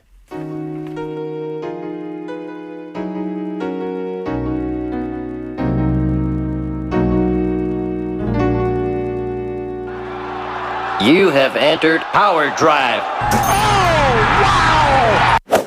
Yeah, 8:56 AM on Thursday morning's OTB AM. It's a nice segue, because delighted to welcome for a preview of this Sunday night's Super Bowl, Mike Carlson. Morning, Mike. How are things? Morning. I thought I'd tuned into a travel show there. Yeah, what are your Arizona recommendations? Yeah, I mean, Glendale and Phoenix is a small center of town with a large collection of big suburbs, sort of, and that's what Glendale and Scottsdale are. Right. And I was just thinking, when they were talking about the fans and the beer, if this was the NFL, they would have like the PGA skills competition, and they'd get three fans out there and put their beer cups on the green, and then have the guys try to chip the ball into the beer cup. Yeah, just to add an extra element to it. I was doing my research during the week. Glendale, Arizona, founded by William John Murphy from New Hartford, New York, but his two parents emigrated from County Antrim in Ireland. So nice. There you go. We always find a link somewhere to the Super Bowl. I stayed in New Hartford, New York one time. Well, there you go. It's in the Utica, Clinton area. Yeah, I was teaching there. Ah, brilliant. It's strange. We should do a travel slot with you at some point, Mike. I guess this morning. Every week. Give me a date. We'll do it exactly. every week for a couple of years. Well, we'll focus on the action in Glendale for this Sunday night. We've got the Kansas City Chiefs against the Philadelphia Eagles. A lot of the build-up is centred around one man's ankle. Patrick Mahomes, how crucial is it that he's mobile, he's able to move? I guess for good reason. A lot of the build-up has been around Mahomes and his injury and how he's holding up. Yeah, strangely enough, there should be almost as much concern about Jalen Hurts' injury on the opposite quarterback. But for Mahomes, given how he played against Cincinnati, it was called a high ankle sprain, but he played against Cincinnati 2 weeks ago as if it were a kind of minor sprain. He wasn't fully mobile, but he wasn't sort of favoring limping too much. Although as the game went on, it got worse. So obviously the painkiller or whatever they gave him was what was wearing off. I'm pretty much convinced that after 2 weeks of rest, now he should be pretty much back to 100%. And why it's so important for Kansas City is that Philadelphia has the best pass rush in the league. They had 70 sacks during the season, which was, I think, the third best total ever. And they do it because their front four defensive linemen is so strong, and they rotate about 9 different guys through there. But they have the two tackles. All of their tackles who play inside are big. One of them, John Hargreave, is very quick as well. But they put lots of pressure up the middle, which is most quarterbacks, including Mahomes. That's their first kind of, when they feel pressure, it usually comes from the outside, and their first instinct is to step forward in the pocket, just to climb the pocket a little bit and make a little more time for themselves. But of course, if the middle of your pocket is collapsing, then that becomes a problem. And then because of these big guys inside, the two ends for the Eagles, and again, there's a rotation, but that gives them a lot of freedom to move out wide and rush, try to isolate the tackles. And the tackles are the weaker part of Kansas City's line. The center is the inside three are the stronger part. And if you were watching the conference championship games against the Giants, Hassan Reddick, who is a defensive end, plays kind of like an outside linebacker, the same thing, but he had a brilliant game against them, and he's a quality pass rusher. So he would kind of be the guy they'll really want to be paying attention to. But that whole line is so good that you can't really try to double people on a regular basis, because even when you're playing 5-on-4, they're good enough to beat you without adding extra pass rushers. And Mike, do we know if Patrick Mahomes has been training, or is he very much resting? Okay. Yeah, I mean, just at the beginning of last week, they made a big deal about bringing him out at practice and showing him moving around fairly well and not walking in a boot or anything like that. So he's listed as full participation. The only real injury question for Kansas City is Kadarius Toney, who is important to the team because they lack, since Tyreek Hill left last season, they lack an explosive player who can make things happen, which is what Toney is. And the Giants didn't quite know how to use him, and also he can't stay on the field. It's been his problem since he joined the NFL. But Jalen Hurts, the Eagles quarterback, has an injured shoulder, and we don't really know the extent of the injury. He suffered it toward the end of the season. They gave Gardner Minshew 2 starts at the end of the season.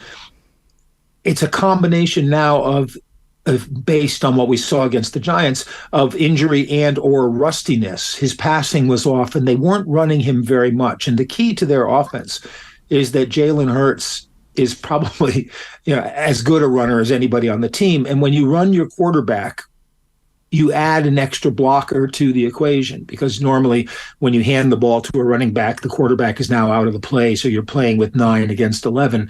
If the quarterback is carrying the ball himself, you're playing 10 against 11. And the threat of his running means that both the Kansas City pass rush will be a little more contained, because they have to make sure they don't let him get outside of the pass rush. And also that their running game opens up a little bit because you have to watch Hurts, and therefore that gives the running backs more room. The Hurts and Miles Sanders, their top running back, had the 2 best yards per carry averages in the league. So it's a dangerous running attack. Mike, I guess for any franchise coming into a Super Bowl, you want to have been relatively tested coming into it. The Eagles, when you look at their playoffs, so they had the bye, the divisional round game against, as you mentioned, the Giants, who were overmatched a little bit, and then the championship game against the 49ers, who of course had their quarterback difficulties. I think they've only conceded a combined 14 points in the playoffs, the Eagles. Is there any concern there that there's a feeling that maybe they haven't been properly tested coming into Sunday? It's a good question, and it's a hard one to answer in the sense that they're a very good team and they played well all season. But when you go back over the season, they had a lot of quarterback luck, not just Brock Purdy in the conference game, but when they played Dallas down in Dallas, it was Cooper Rush at quarterback. They faced backup quarterbacks who are not very good ones in a number of games. You only can play who you're scheduled to play, so that's part of the problem. But there's no doubt that they have the best offensive line in the league.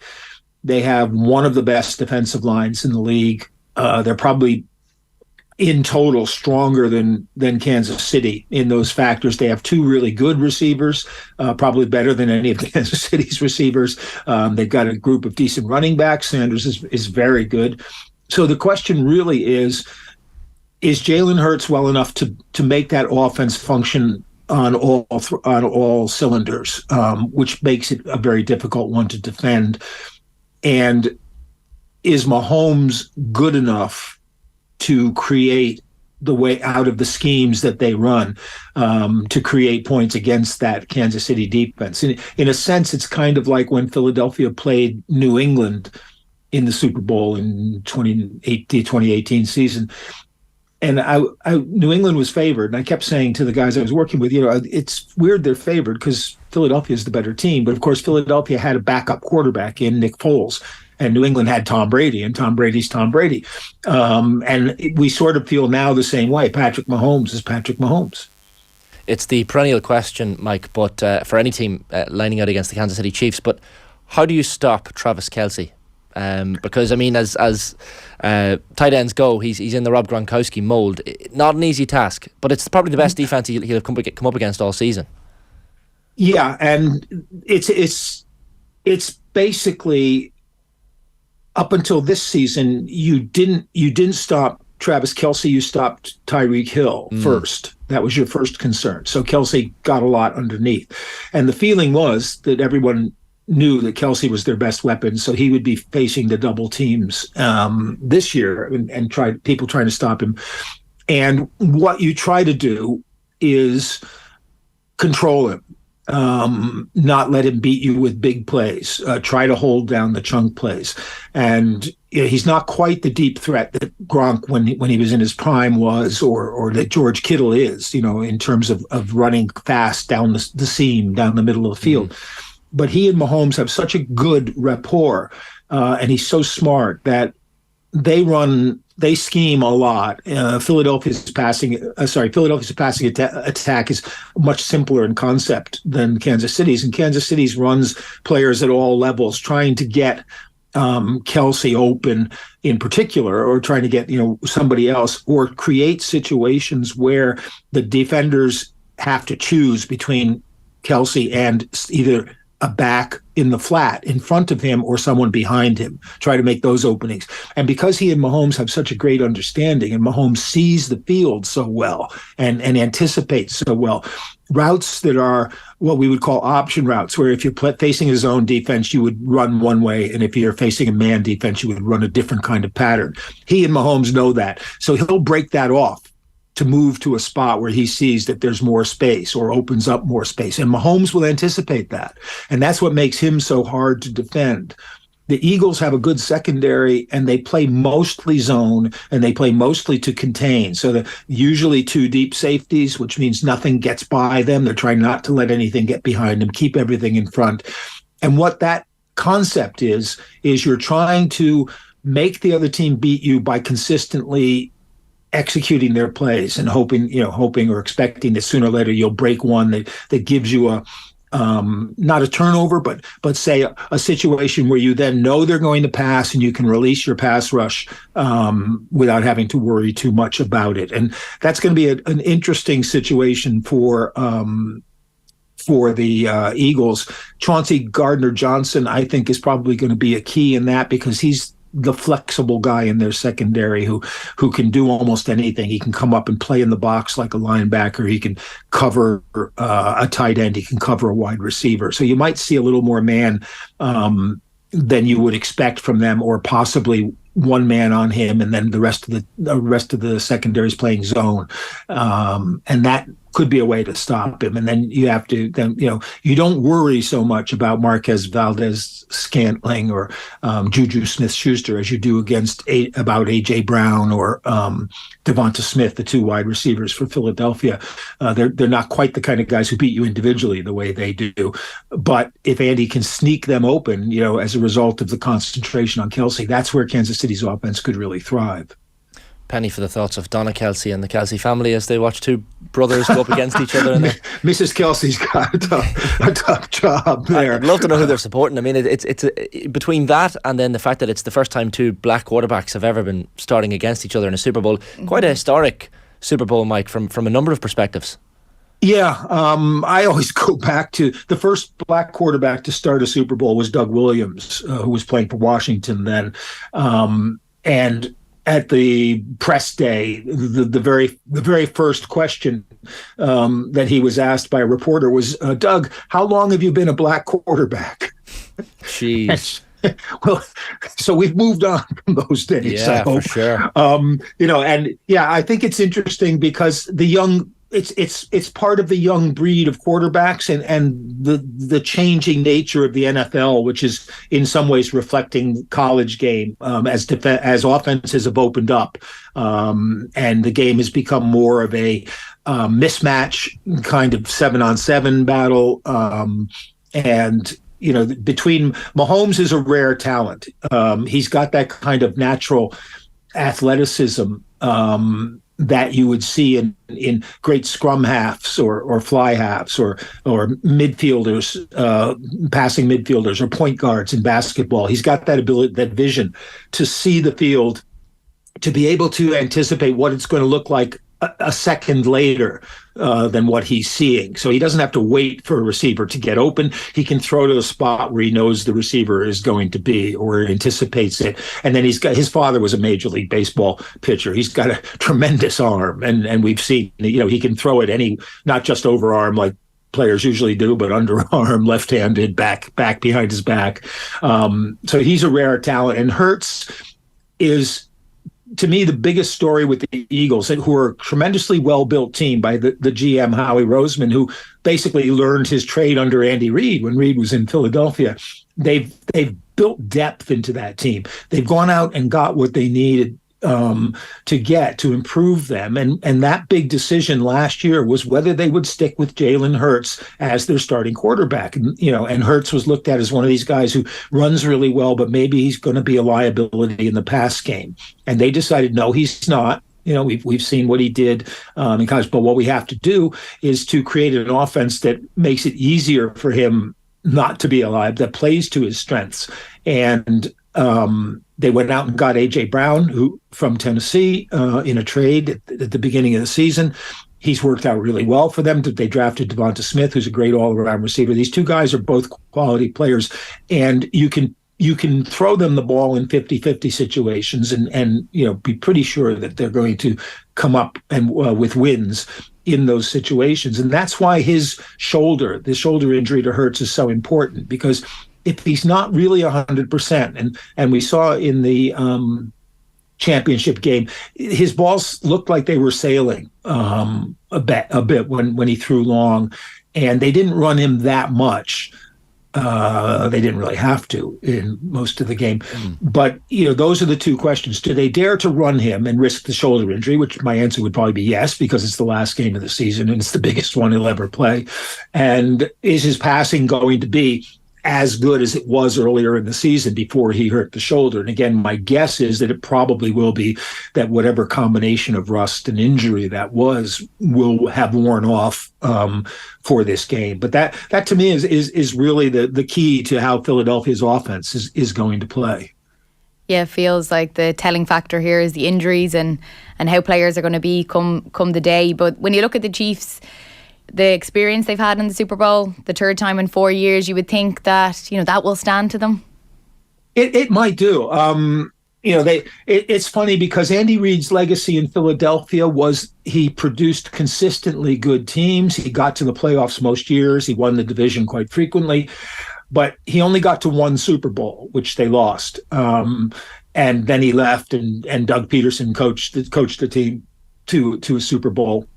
And Reed now and Mahomes have gotten great success in the last 4 years, but only, and I put only in quotation marks, one Super Bowl win. So in a sense, that is going to be, is Andy Reid's legacy going to be that he's always the bridesmaid and rarely the bride? I think that's something that I doubt bothers them, and I think they draw on the experience that they had. But they're still, like I say, they're always rebuilding. They're a young team. There's no Tyreek Hill on this team. In the conference championship, they had to start 3 rookie cornerbacks. So their secondary was 3/5 rookies, and none of them were kind of like star. Well, one is kind of a first round pick, but the others are not star rookies who are expected to step right in to the lineup. And so that's going to be a challenge for them. They're constantly in flux. And what's interesting to me is that there are still, I think, 3 guys left. There's only 3 guys left on the Eagles team from their Super Bowl win over New England. And they were sort of all products of the Reid era. Kelsey's one of them, and Lane Johnson's another. And I'm trying to think in my mind desperately who the third one is. But that's almost impressive in itself, Mike. As Ashley mentions, like the Chiefs have been here, done that, but that Eagles team that won the Super Bowl 5 years ago, it's essentially completely different, especially when you have a different quarterback and head coach combo with Hurts and Sirianni. How did they manage to rebuild the team so quickly? Well, that's Howie Roseman, and like I said, after Reid left, the team fired him, and he kind of lost a power struggle within the front office. And then they brought him back, and then they finally promoted him back to general manager. And he's done an amazing job of building both a very good team and a lot of quality depth and going out after plays. And this could be their shot, because a lot of their players their contracts are ending, and they're going to have problems at the end of the season deciding who gets paid and who's got to move on, and if their depth, is enough. But he's still got a couple of first-round draft picks in the next draft lined up, so they'll have a little bit of chance there. Whereas that Chiefs team is a younger team. For all the experience, they're actually a younger team, and still growing into their roles. And I think it's another one of these balances. And this really is as balanced a Super Bowl as I can remember. When the conference championship games ended, the line came out and Kansas City were favorite, and then it switched back to Philadelphia, and then Mahomes, showed that he could kind of move around, and it moved a little bit now, but it's sitting with Philadelphia at giving 1.5 points. So the Kansas City are slight underdogs, and I wouldn't be surprised if by Sunday it was a pick-em game, and no one's getting any points. Just take who you think is going to win, and it's that classic thing. I think Philadelphia is probably the better team, and I think Kansas City. Philadelphia doesn't have a Mahomes. He's the best quarterback in the league. They've got the better defensive line, but they don't have a Chris Jones, who's maybe one of the 2 or 3 best defensive linemen in the league, and they don't have a Travis Kelce. But Dallas Goedert is a pretty good tight end. He's probably the 4th or 5th best tight end in the league. So it's almost like how much faith you have in Patrick Mahomes, and that's the way you're going to go. So finally, Mike, who's going to win by how much? And also Rihanna halftime show. You looking forward to that? I don't know how many Rihanna songs you can name. Please Don't Stop the Music apparently is the bookies' favourite for the first song, and Umbrella for the last song. Yeah, what's the one with BH in the title? Many of them. Yeah, there's a few of them. I think Stays is another song that's going to be used. Super Bowl halftime shows have passed me by. Right, fair. You want a definition of me? It's the headlines in the Daily Mail 2 days ago when it said that unknown blues singer Bonnie Raitt had taken the Emmy away from the Grammy away from Beyonce, and I'm thinking, unknown. She got a Lifetime Achievement Award last year. Yeah. It's like, are they really that? But anyway, I'm just a curmudgeon in those ways. I have a problem in picking this game simply that I can't do my usual hemming and hawing because I picked the Chiefs at the beginning of the season to win the Super Bowl. So I'm kind of locked into that. I mean, I could be very clever and pick the Eagles, and then I could say afterwards, well, I picked the Eagles, and someone said, no, you didn't. I said, well, yeah, I picked the Chiefs at the beginning of the season, So I'm going to go with the Chiefs. But like I said, it's really a toss-up. It's how much you think Mahomes can carry that team against a team that's stronger up front. The old adage is that offense gets you to championships and defense wins championships. In which case you would probably like the Eagles. And if you're an Eagles fan, you're probably anticipating that the city of Philadelphia is going out and greasing all of the lamp poles in Philadelphia on Sunday to make sure that the fans can't climb them and then destroy them. Absolutely. And maybe the Empire State Building will light up in the colours of the Eagles. What a great city. Yeah, fantastic. Mike, great stuff. So Sunday night, Glendale, Arizona, Philadelphia Eagles and the Kansas City Chiefs. Enjoy the match, and thanks as always for joining us. Thanks, guys. Great stuff. Mike Carlson there at 9:18 a.m. on this Thursday morning's OTB AM. Here's what we've got coming up on OTB Sports Radio for you across today. From 1 o'clock, it's OTB Gold. Declan Murphy on his book Centaur. Leaders' questions from 3. It's a retro panel at 4 o'clock. Preparing for the boxing ring. Speaking of boxing, OTB Gold at 6 is Jerry Eisenberg on Muhammad Ali. From 7 p.m, then the show is live this evening with Nathan, John Giles, plenty more besides. You can follow OTB across all our social channels and subscribe to the OTB Podcast Network for all the best in the latest sports content. During these ads, you will hear a clip from the latest Koi Gig pod, where Karen Duggan and Emma Byrne talk to Kathleen about the issue of Katie McCabe's place in the Arsenal starting 11. The Koi Gig pod on OTB Sports in association with Cadbury FC, official snack partner to the Republic of Ireland's women's national team. After these ads, Phil Egan. OTB AM on OTB Sports Radio, Ireland's first and only sports radio station. OTB GAA. Well, it was wide, everybody, I don't know how many thousand people were here today, but I'd say every one of them thought it was wide except the umpire. But anyway, so look, that's what happens when you're away grounds. You don't tend to get breaks. Subscribe to the OTB GAA podcast feed wherever you get your podcasts.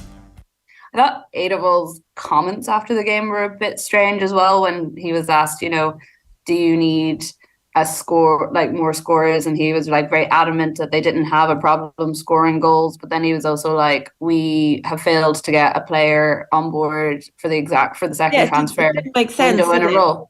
It doesn't make sense. He's been saying the last few weeks after the game. He looked nearly upset. Of course he was upset. He knew he messed up with Katie. Yeah. Well, I was just going to say, who's going to start the Katie McCabe rant? Is it going to be me or you, Emma? That was actually one of the first questions I was going to ask. He knows he's messed up. He knew he messed up the minute the whistle went, because he went straight up to Katie, and I don't know what he said to her, but I was like, come on, you're going up there to her to basically say, I don't know if he said, I should have started you. I don't think he said that, but he should be saying that. I've said that. Because it was absolutely crying out for her to play, not left back. I'm not talking about playing left back. I'm talking about playing instead of Hurtig. Yeah. Hurtig, for me, hasn't really shown that she deserves a spot in that first 11. Katie has. I mean, she's tidy. She's a good player, but when the chips are down and you need aggression and you need someone who can take the game by the scruff of the neck, I don't think she has that. Where Katie will put in a tackle, she'll do something to rally around them. And in the final third, I just thought they became... And she'll put in these balls that are absolutely on a plate. I guarantee you, if you asked any of the players... Blackstenius needs her fizzing those balls across, getting in those positions to do that. Yeah, if you ask them, if they didn't say they love playing with Katie McCabe, there's something wrong with them, because she literally puts it on a plate. How many times did we see her deliver balls in there? And it's like this, you ask any manager in the league, if you look at Arsenal's team sheet and you see that Katie's on the bench, would you be happy? Obviously, yes, you'd be happy. And I don't really understand why she's not starting. I said it after the Chelsea game. Well, she'll start every game from now on, because it was obvious that they missed her, and Emma Hayes was very happy she wasn't playing. So I thought she has to start from now on. I mean, even if he wants to play Hurtig, put Leah Williamson back centre back and play her in the midfield 3. Get her on the pitch. OTB AM with Gillette. Get into your flow with the new Gillette Labs Razor with exfoliating bar. 22 minutes past 9 on this Thursday morning's OTB AM. Phil Egan joins myself and Ashley in studio. Good morning, Phil. How are you doing? Keeping well. we're looking at the odds here for the next Leeds United manager. I know you were watching the match last night. Arne Slot from Feyenoord, Andoni Iraola, who is the manager of Rayo Vallecano, and Nuno Espirito Santo, third favourite. Who the hell is getting the Leeds job? Yeah, it's a tough one because the reports from Spain is that Iraola doesn't want it or he's not going to take it, and Vallecano are doing really well in La Liga. They're just 3 points off the Champions League places, as in Atletico Madrid, so they're 5th and they're onto a good thing there. It's very hard to get managers away from a job that they're doing very well in at the moment. And you mentioned Slot there, Feyenoord are top of the Eredivisie, and I would have seen a fair bit of them last season in the Conference League. They got to the final, they got Mourinho'd in the final against Roma, but they were brilliant to watch. They had Sinisterra, obviously now of Leeds, who went off with a hamstring injury last night. Malacia, who came on for United, and then Reece Nelson was on loan from Arsenal. Senesi, the Argentine centre half who plays for Bournemouth. So they actually lost those players, but they are now top of the Eredivisie. I still think Ajax are going to win that though, because they've got their act together since they got rid of their manager and Johnny Heiting is there. But would Arne Slot leave his current role? It's tough to leave when you're a tough time of the year, isn't it? Yeah. Like to be changing managers and for looking for a new one. You know, it's the business end you're coming up to. It's a very tough time, but you feel for Leeds they need to do something quick. Yeah, we were saying this morning, Phil, 18-1, Ange Postecoglou. No. He's linked with every job. What do you think, Phil? No, again, I think it goes back to, I think he's onto such a good thing with Celtic, and you know, you think of what he did with them last season. He's building something. I think as well Postecoglou might want another crack at the Champions League, because they were so good in the Champions League without getting the results probably their performances deserved, and also they were in a really tough group as well.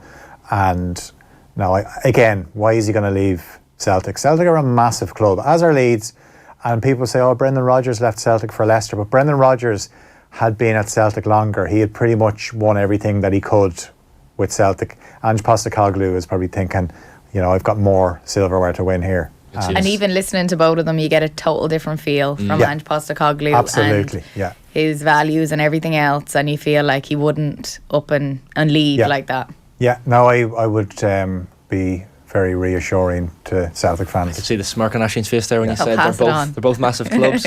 We were having a bit of controversy on the show this morning. Cameron saying that Leeds are a bigger club than Celtic. Obviously Aisling not agreeing. I'm more leaning towards the Celtic point of view. As James McCullough in the comments, Celtic are far bigger than Leeds. I lived in Perth, Australia for a few years, and Celtic third in 2011. The whole ground to a halt when they played Perth Glory due to the fan influx. And like, I guess you can't, like, Celtic have a higher attendance. It's tough to get tickets for Celtic matches, I think, as well. Yeah, like the Celtic fans are everywhere. I think any part of the country the world you go to, there'll be a Celtic fan base. You know, it's absolutely massive. It's incredible. Like some of the away games I've gone to, it's you know, people should experience it. I went to see Celtic play in Boston against New England Revolution. I think it was 2005, and again, massive crowd there to watch it. And Shift Surge in the comments though, must be a cousin of Shifty Lad. If Leeds and Celtic go in for the same player, where does the player go? Yeah, but that doesn't decide who's got the bigger club. It's a financial thing. And actually, yeah. the whole argument about Celtic, if you gave them Premier League money, where would they finish? Well, if you gave them Premier League money and you let them build a squad with that Premier League money, they would be very high up in the Premier League. I'm not saying they're going to win it, but they've a massive fan base. European spots anyway. Because a lot of you get the argument, and you've probably heard the argument all the time, oh, they're a championship club. This is it, but like you saw them against Real Madrid, like you touched on it there, Phil. I know they lost, I think it was 3-0 in that first game especially, but like some of the chances, you know, they'd early chances as well, that if they had just taken them, you know, it could have been a different game. So they do hold their own against the biggest teams in the world. The problem as well is when they go up against teams like Real Madrid, they're not used to playing those kind of teams. So that's like the difference in standard. Like, so you have to step up to that, and that's where Postecoglou is probably thinking, I want to get more experience with these players playing at that level, and then we'd be better in the Champions League. To answer your question, Postecoglou isn't going to Leeds, but I don't know who is going to Leeds. Ralph Hasenhüttl is a name that's been mentioned. Ooh. See, the problem is that if you can't get one of your main targets, then you have to settle for someone else, and that could be okay, but then do you get somebody till the end of the season and then you move in the summer? I don't know. It'll be interesting to see. I get the impression Leeds just wanted rid of Jesse Marsh. They just thought we need to get rid of him. We've got 2 games against United, then we've got massive games against Everton and Southampton, and we need a new manager in before those games. Bring back Bielsa. Although we didn't want it mid-season, it's probably the issue on that front. We did want to touch on Katie McCabe's situation at Arsenal. Phil, back in the team last night, left of a 3-5-2 wing back. And a great performance by all accounts last night against Man City as well. She hasn't been in the team of late, which has been quite strange. Not something Vera Pauw will want to have seen, but she's back in there.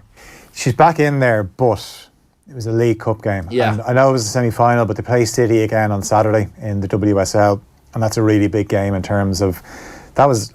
And the win was after extra time for Arsenal last night, but City were on an unbelievable run, and that was quite a significant win for Arsenal if they can back it up then on Saturday. But that'll be one of the things I'll be looking at. The team selection is Katie McCabe in, because she's obviously been left out for the West Ham game and the Chelsea game. 2 games they've actually drawn. Arsenal are used to winning their games, but it'd be interesting. The clip we played there, and Emma Byrne, no better person to give an opinion on Arsenal and Katie McCabe, and I don't think it is let's look out for the Irish player. Like, Katie McCabe should be in there. I'm still baffled how the Guardian do their thing every year, the 100 best players in the world, and she wasn't in the top 100, where a lot of her teammates from Arsenal were. I'm not talking about. She rarely has a bad game. Yeah, like, Beth Mead obviously was in the top 3, but I'm talking about other players that were even appearing in the 50s and 60s, and there was no sign of Katie McCabe. Just strange, like. Very strange, because she's so influential. She's exactly what you want in a teammate, though. Yeah, absolutely, 100% all the time. You could always count on her. Like, she has that control, and we talked about her being captain so young of the Ireland squad. She has that in her. You can feel that when she plays with Arsenal. It's just a strange one. I love the photos even of her. There's a lot of stills of her after matches for Arsenal where she's standing over players and she takes no shit. Like, she is a proper warrior. Yeah. But like, that's something we mentioned earlier, Phil, as well. The fact that a lot, I won't say a lot, but a significant number of the Irish squad, Vera Pauw squad at the moment, aren't playing consistently or regular football. No. Is that a concern? That has to be, yeah. Like, Lily Agg played last night. Lily Agg scored again last night for London City. They were beaten by Bristol City, which was a massive game in terms of promotion in the Championship. And even Bristol City, Chloe Mustaki is on the books of Bristol City. She's not getting a look in at the moment. But you think of even Courtney Brosnan, our goalkeeper, played at the weekend because Ramsey was on loan from United, so she couldn't play. So Courtney Brosnan comes in, clean sheet. Played in a cup game when they were actually beaten by Birmingham, which is actually, we're getting plenty of players there. Birmingham is full of Irish players, that most of them are playing. They're in the Championship. See, this is what's going to happen with the WSL, is because it's the money that's coming into the WSL, you're getting some of the best players in Europe now. And we saw this with the Premier League, where the more European and players from around the world that came in, Irish players were finding it harder to get into the top teams, and it filters down, it trickles down. So that could be a concern for Irish players. But yeah, it'll be interesting to hear what Vera Pauw says when she names her squad. Would it be a concern? But that's why you have training camps and you have build-up games to a major tournament. Some people could see it as a plus to say, do you know what, they won't have as many miles on the clock, so maybe they'll be a bit fresher. But you also need match sharpness as well. Yeah, for sure. Just finally, Phil, there's news coming in here from on a European Super League perspective. Sky News reporting fresh plans for an 80 team competition announced by the Chief Executive Bernd Reichart, talking to a German newspaper, Die Welt. Teams will be guaranteed a minimum of 14 matches per season, multi-divisional format, based on sporting performance only, with no permanent members, which I guess is different to the previous concoction that was the European Super League. So A22, a company formed to sponsor and assist with the creation of the Super League, has consulted with nearly 50 European clubs since October last year, developed 10 principles based on that consultation, which underpinned its plans for a new look league. They're saying it's time for change in this statement. It's new look. It's definitely different to the previous incarnation, Phil, of the Super League. What do you make of all this? But does it involve the best teams in Europe? This is the thing. So is this teams apart from the best ones that you have? So are all the best Premier League clubs going to be in it? Are Barcelona, Real Madrid going to be in it? We know why the Super League is that idea was floated in the first place. And agreed. I mean, yeah, but also as much as we like watching the Premier League, there's a big issue in European football where you're looking at some of the players that have left really good clubs around Europe to sign for what you wouldn't consider big clubs in the Premier League. The money is just huge, and it doesn't really bode well for the other European leagues, and you can see why some of them want to try and sign up to this. It's mad, isn't it? Like, at least, as they say, if it happens based on performance only, and there aren't guaranteed teams every year, that's a step in the right direction compared to what they were talking about before. So it's a revived Super League we're hearing about this morning, but expanded plans and a multi-divisional format, 80 teams, which is going to be a bit of a mad one. Phil, great stuff as always. Thanks a million. So 9:33 AM on this Thursday morning. OTB AM brought to you live each morning by Gillette Labs for an effortless finish today. Aisling, thanks a million as always for thanks, Shane. This morning. Great show. Tomorrow, Adrian and myself will be building up the last day before Ireland versus France. We'll have Alan Quinlan, of course, with us as always. We'll be talking about the weekend's WSL action with Gilly Flaherty, and of course we'll have Around the World and our new segment, the Friday Fire Pit. Huge success, Friday Fire Pit so far, talking about different topics. We delved into national anthems last week. More topics coming away on that tomorrow. Tune into Off the Ball this evening for all of your sporting needs. We will leave you with Gavin Cooney and the football show last night. Now, can you do me a favour? Have a great day. Goodbye. Welcome along, football show. Gavin Cooney at the 42 here in the studio. You're very welcome. Cheers, Joe. We have Manchester United against Leeds this evening. Manchester United 0, Leeds 1. Half-time scoreline. The United team, we didn't give it out earlier on. De Gea is in goal. Dallo, Varane, Martinez, Luke Shaw at left back. They have Fred and Sabitzer, newly arrived, as the midfield two. Garnacho, Bruno Fernandes, Marcus Rashford behind Wout Weghorst. Patrick Bamford leading the line for Leeds. And this one at Old Trafford, Garnacho with the goal for Leeds in the first minute.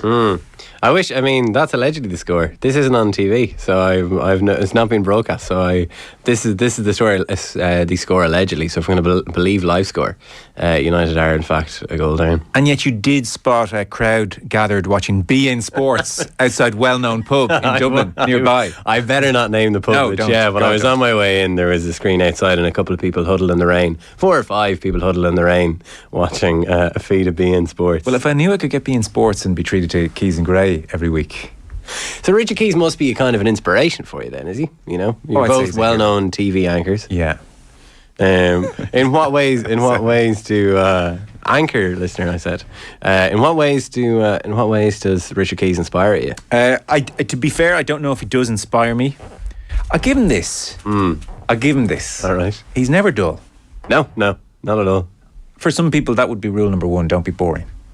But are you not meant to be the facilitator in that chair now? I mean, are you not meant to be bringing out the best of your guests and maybe tone down your own personality? Potentially. But then if you want to make lots more money, you could just be the main person and outshine your guests. He really is the Simon and Andy Gray's the Garfunkel of that relationship now, I have to say. Increasingly so over the years. Oh, massively. Yeah. I didn't think so at Sky, I have to say, but like it really seems like Gray's the alpha, or sorry, Keys is the alpha of that relationship. Yeah. And like less damaged by the fallout from the scandal. Yeah, just less willing to be damaged by it, I feel, is maybe the better interpretation of that. But his blog is always a fantastic read. Maybe that's, if Gray does want to kind of regain parity in the minds of the West, maybe he should start a blog like I don't think Keysy has. I think he's happy to just fade away and play his golf and do his thing, whereas Keys wants to still be front and centre. Yeah.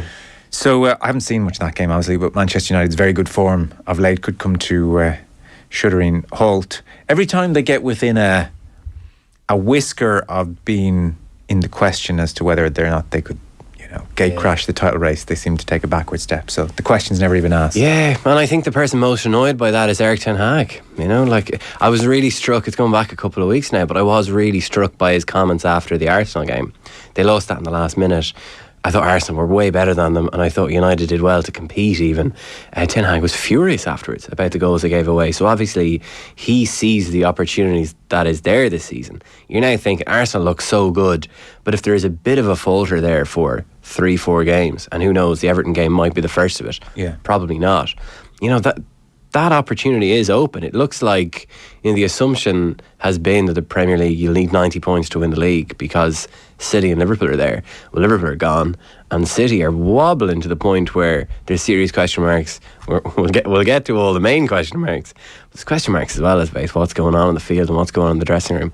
Many of which have been raised by Richard Keys' blog today. He reckons something not right there.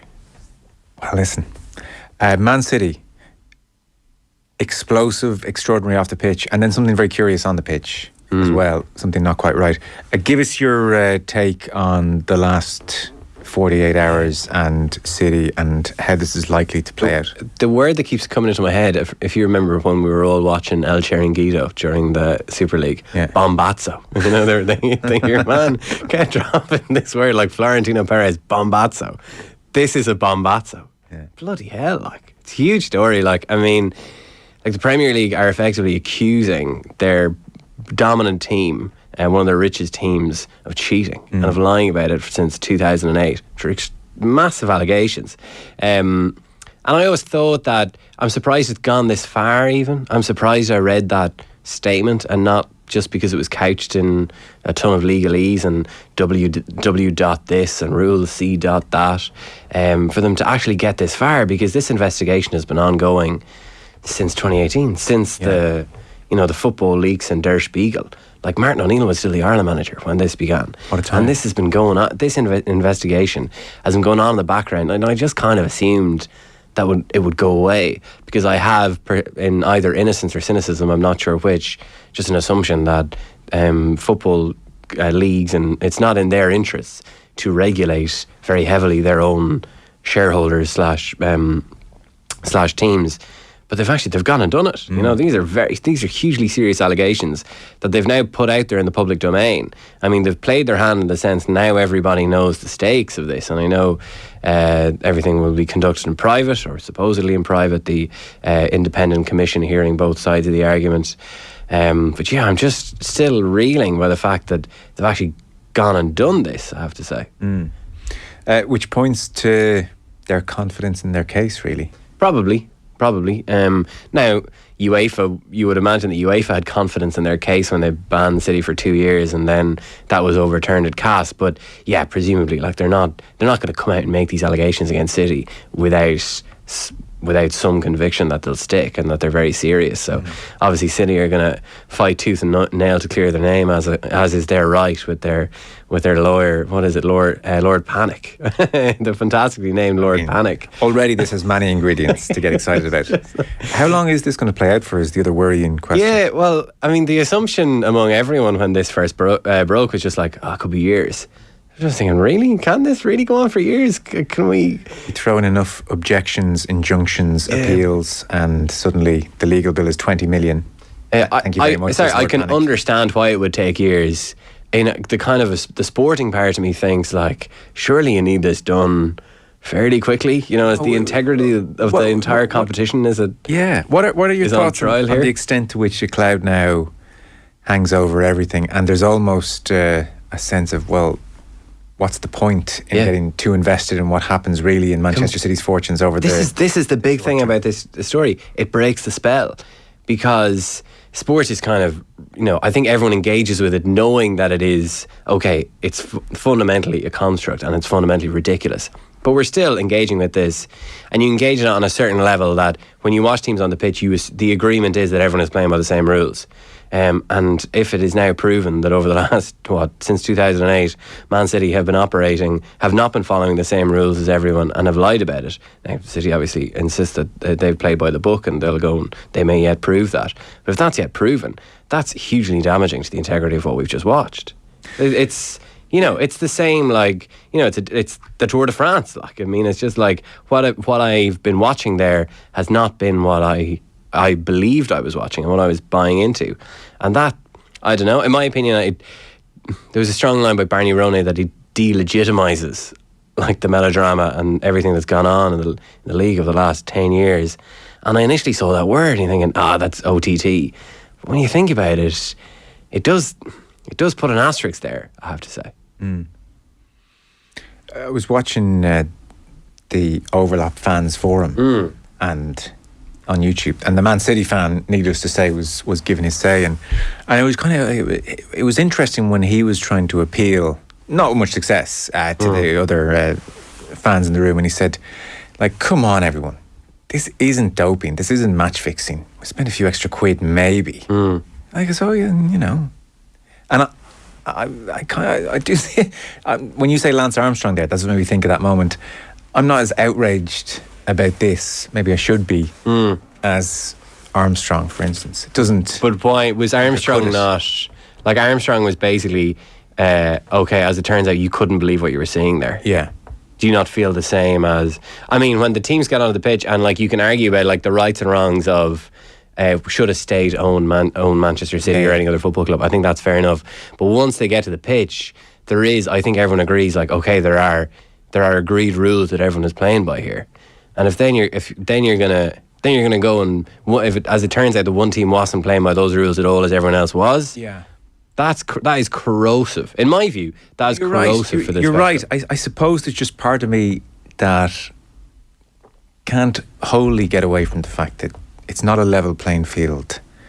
Anyway, this isn't some situation where there's a salary cap and the majority of teams can hit that salary cap comfortably, and it's who can spend it the best or who can be the most economical or the smartest with their money, with their 10 or 20 million.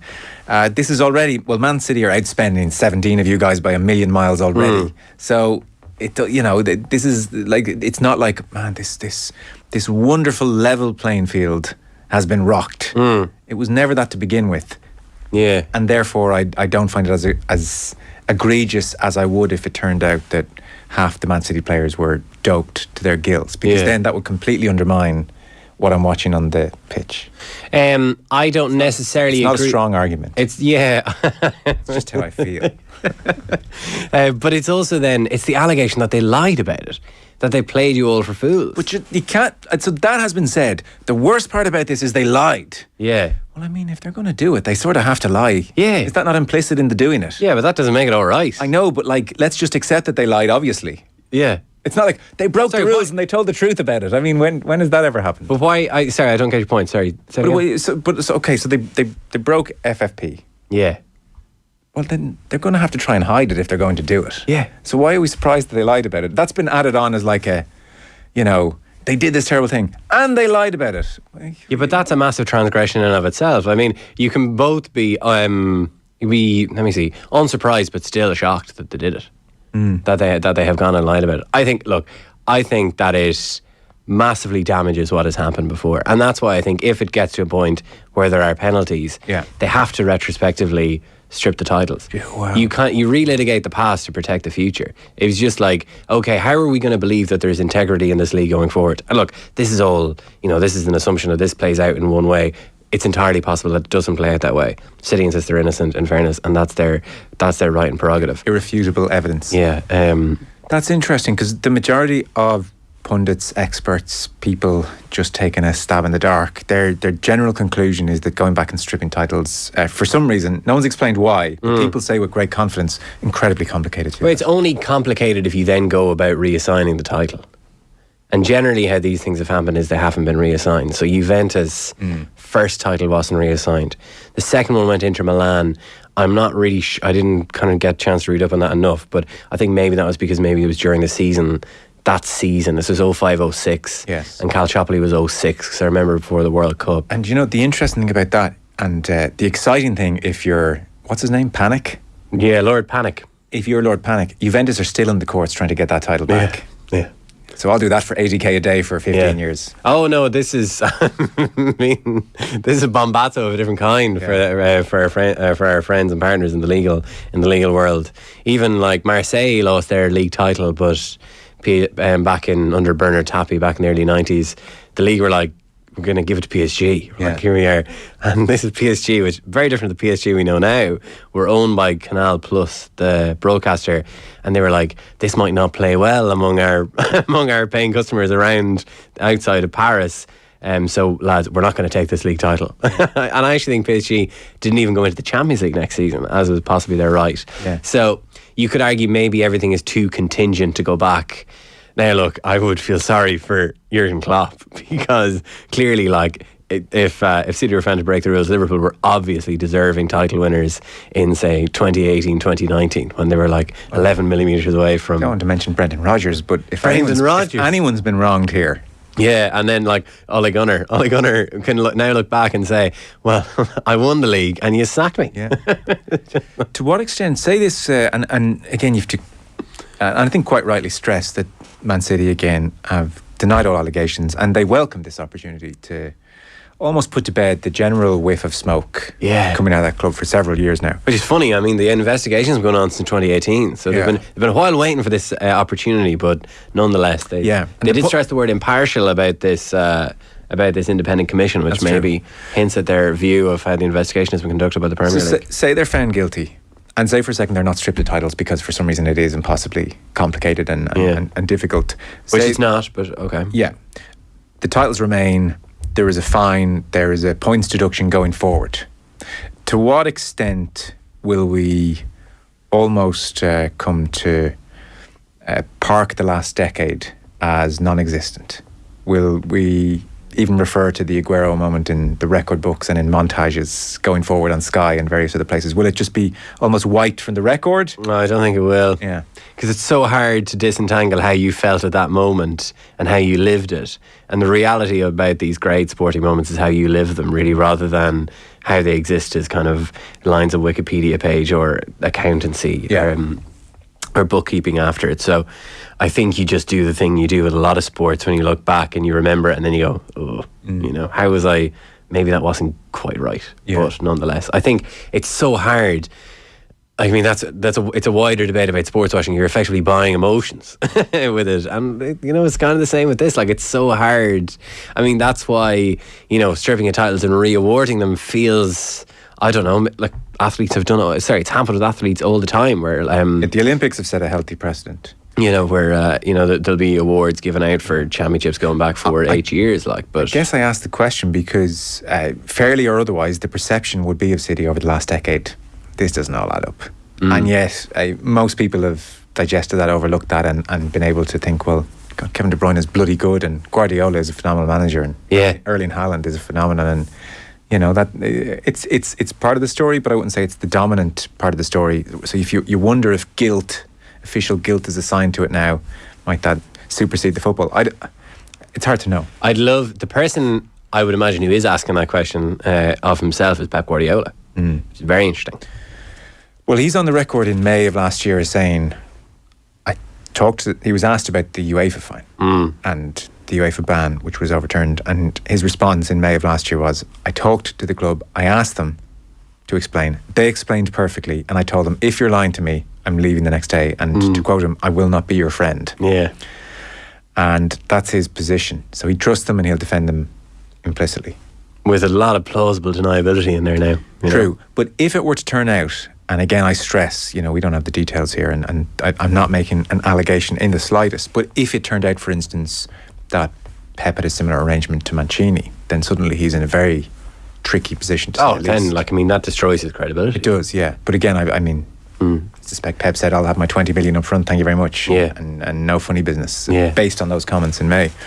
So, well, I don't know. I guess going to be curious to see his press conference on Friday, and we go from there. It's funny, like, I mean, there is a part of me that feels sorry for, like, he's going to be wheeled out as the spokesperson for all this. Yeah. You know, what more can he say other than repeat his very almost kind of cute kind of you know, like, I mean, I'll not be your friend anymore, you know, I'll take my ball and I'll play elsewhere.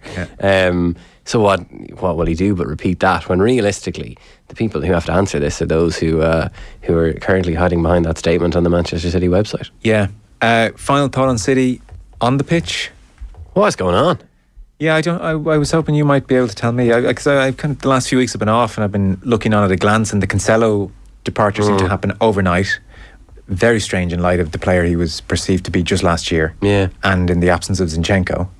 And then they refused to pass the ball to Erling Haaland, even though that had worked quite well for the early part of the season. De Bruyne is on the bench. Yeah. Some of their better defenders are on the bench. Diaz, the Laporte, nowhere to be seen. Bully them. Yeah.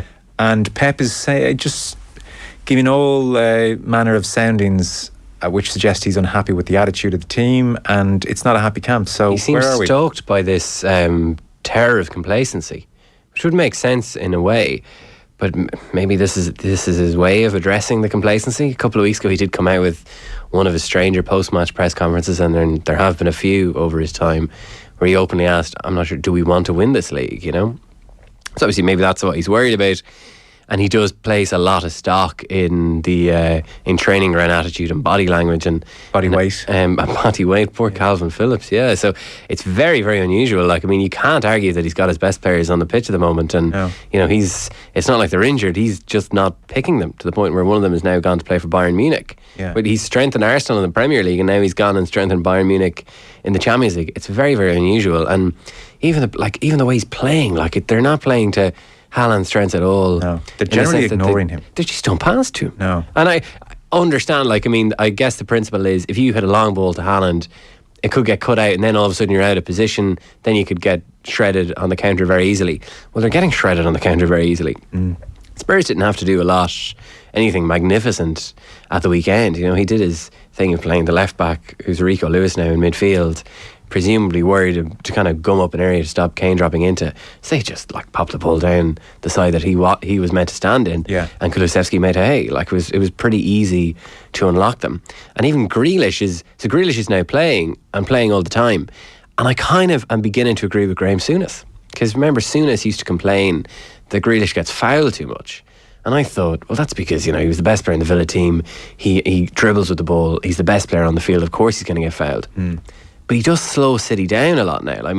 He was getting praised by Sky's commentary at the weekend for being City's one good player. He took the fight to them. But it's very one-dimensional. And that's partly because he had no one going round the outside of him, because Rico Lewis was in midfield. Yeah. But just pick up the ball, try and dribble inside Emerson Royale, probably get a free kick, and the free kick goes nowhere. And it's just you just remember City at their best would be getting the ball to the byline on these cutbacks, and it'd just be like death by 1,000 cutbacks. They don't play those cutbacks at all anymore. It's really hard to remember many of them in the last couple of weeks. So maybe it's a team. It's hard to argue that it's a team adapting to Haaland, because they look to have adapted to him instantly at the start of the season. That's the ironic point. And now, like you say, they're not adapting to him. They're just ignoring him. Yeah, in the game at Old Trafford, there was example after example on Match of the Day that evening of really good Haaland runs into really good spaces, just ignored. And on the Rico Lewis into midfield point, it's funny, Kenny Cunningham in here is just vociferous. He is the last man standing who doesn't like Zinchenko in midfield for Arsenal, right, and Xhaka pushing on. He's like, you're seeing that space exposed on the counter. It's not really happening to Arsenal, but his exact complaint there is happening to City. Yeah. For whatever reason. Yeah. And I don't know, the confidence that they were going to go on this 15-16 match on winning run to I was just kind of waiting for it to happen, and just waiting for the first game, for their first win, and just okay, off they go now. Maybe it's not going to happen, and maybe Arsenal have been pretty much perfect for the first half of the season, and I thought they might have to do that again to win the league. Now it looks like maybe they won't. We're going to take a short break. Gavin Cooney is staying with us. Football Show is brought to you by Sky. Watch every live Premier League game this season on Sky Sports, BT Sport and Premier Sports. Back in 1 second. Football on Off the Ball. With Sky, proud partner and supporter of the Republic of Ireland women's national football team. This is News Talk. News Talk Breakfast.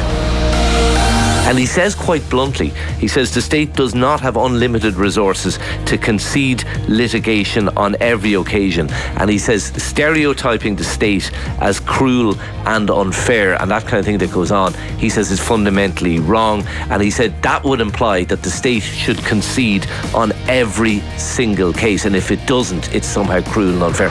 News Talk Breakfast with Ciara Kelly and Shane Coleman. In association with Air Evo. Weekday mornings at 7 on News Talk. Wave goodbye to winter and make it a fabulous February with GoBreaks.ie.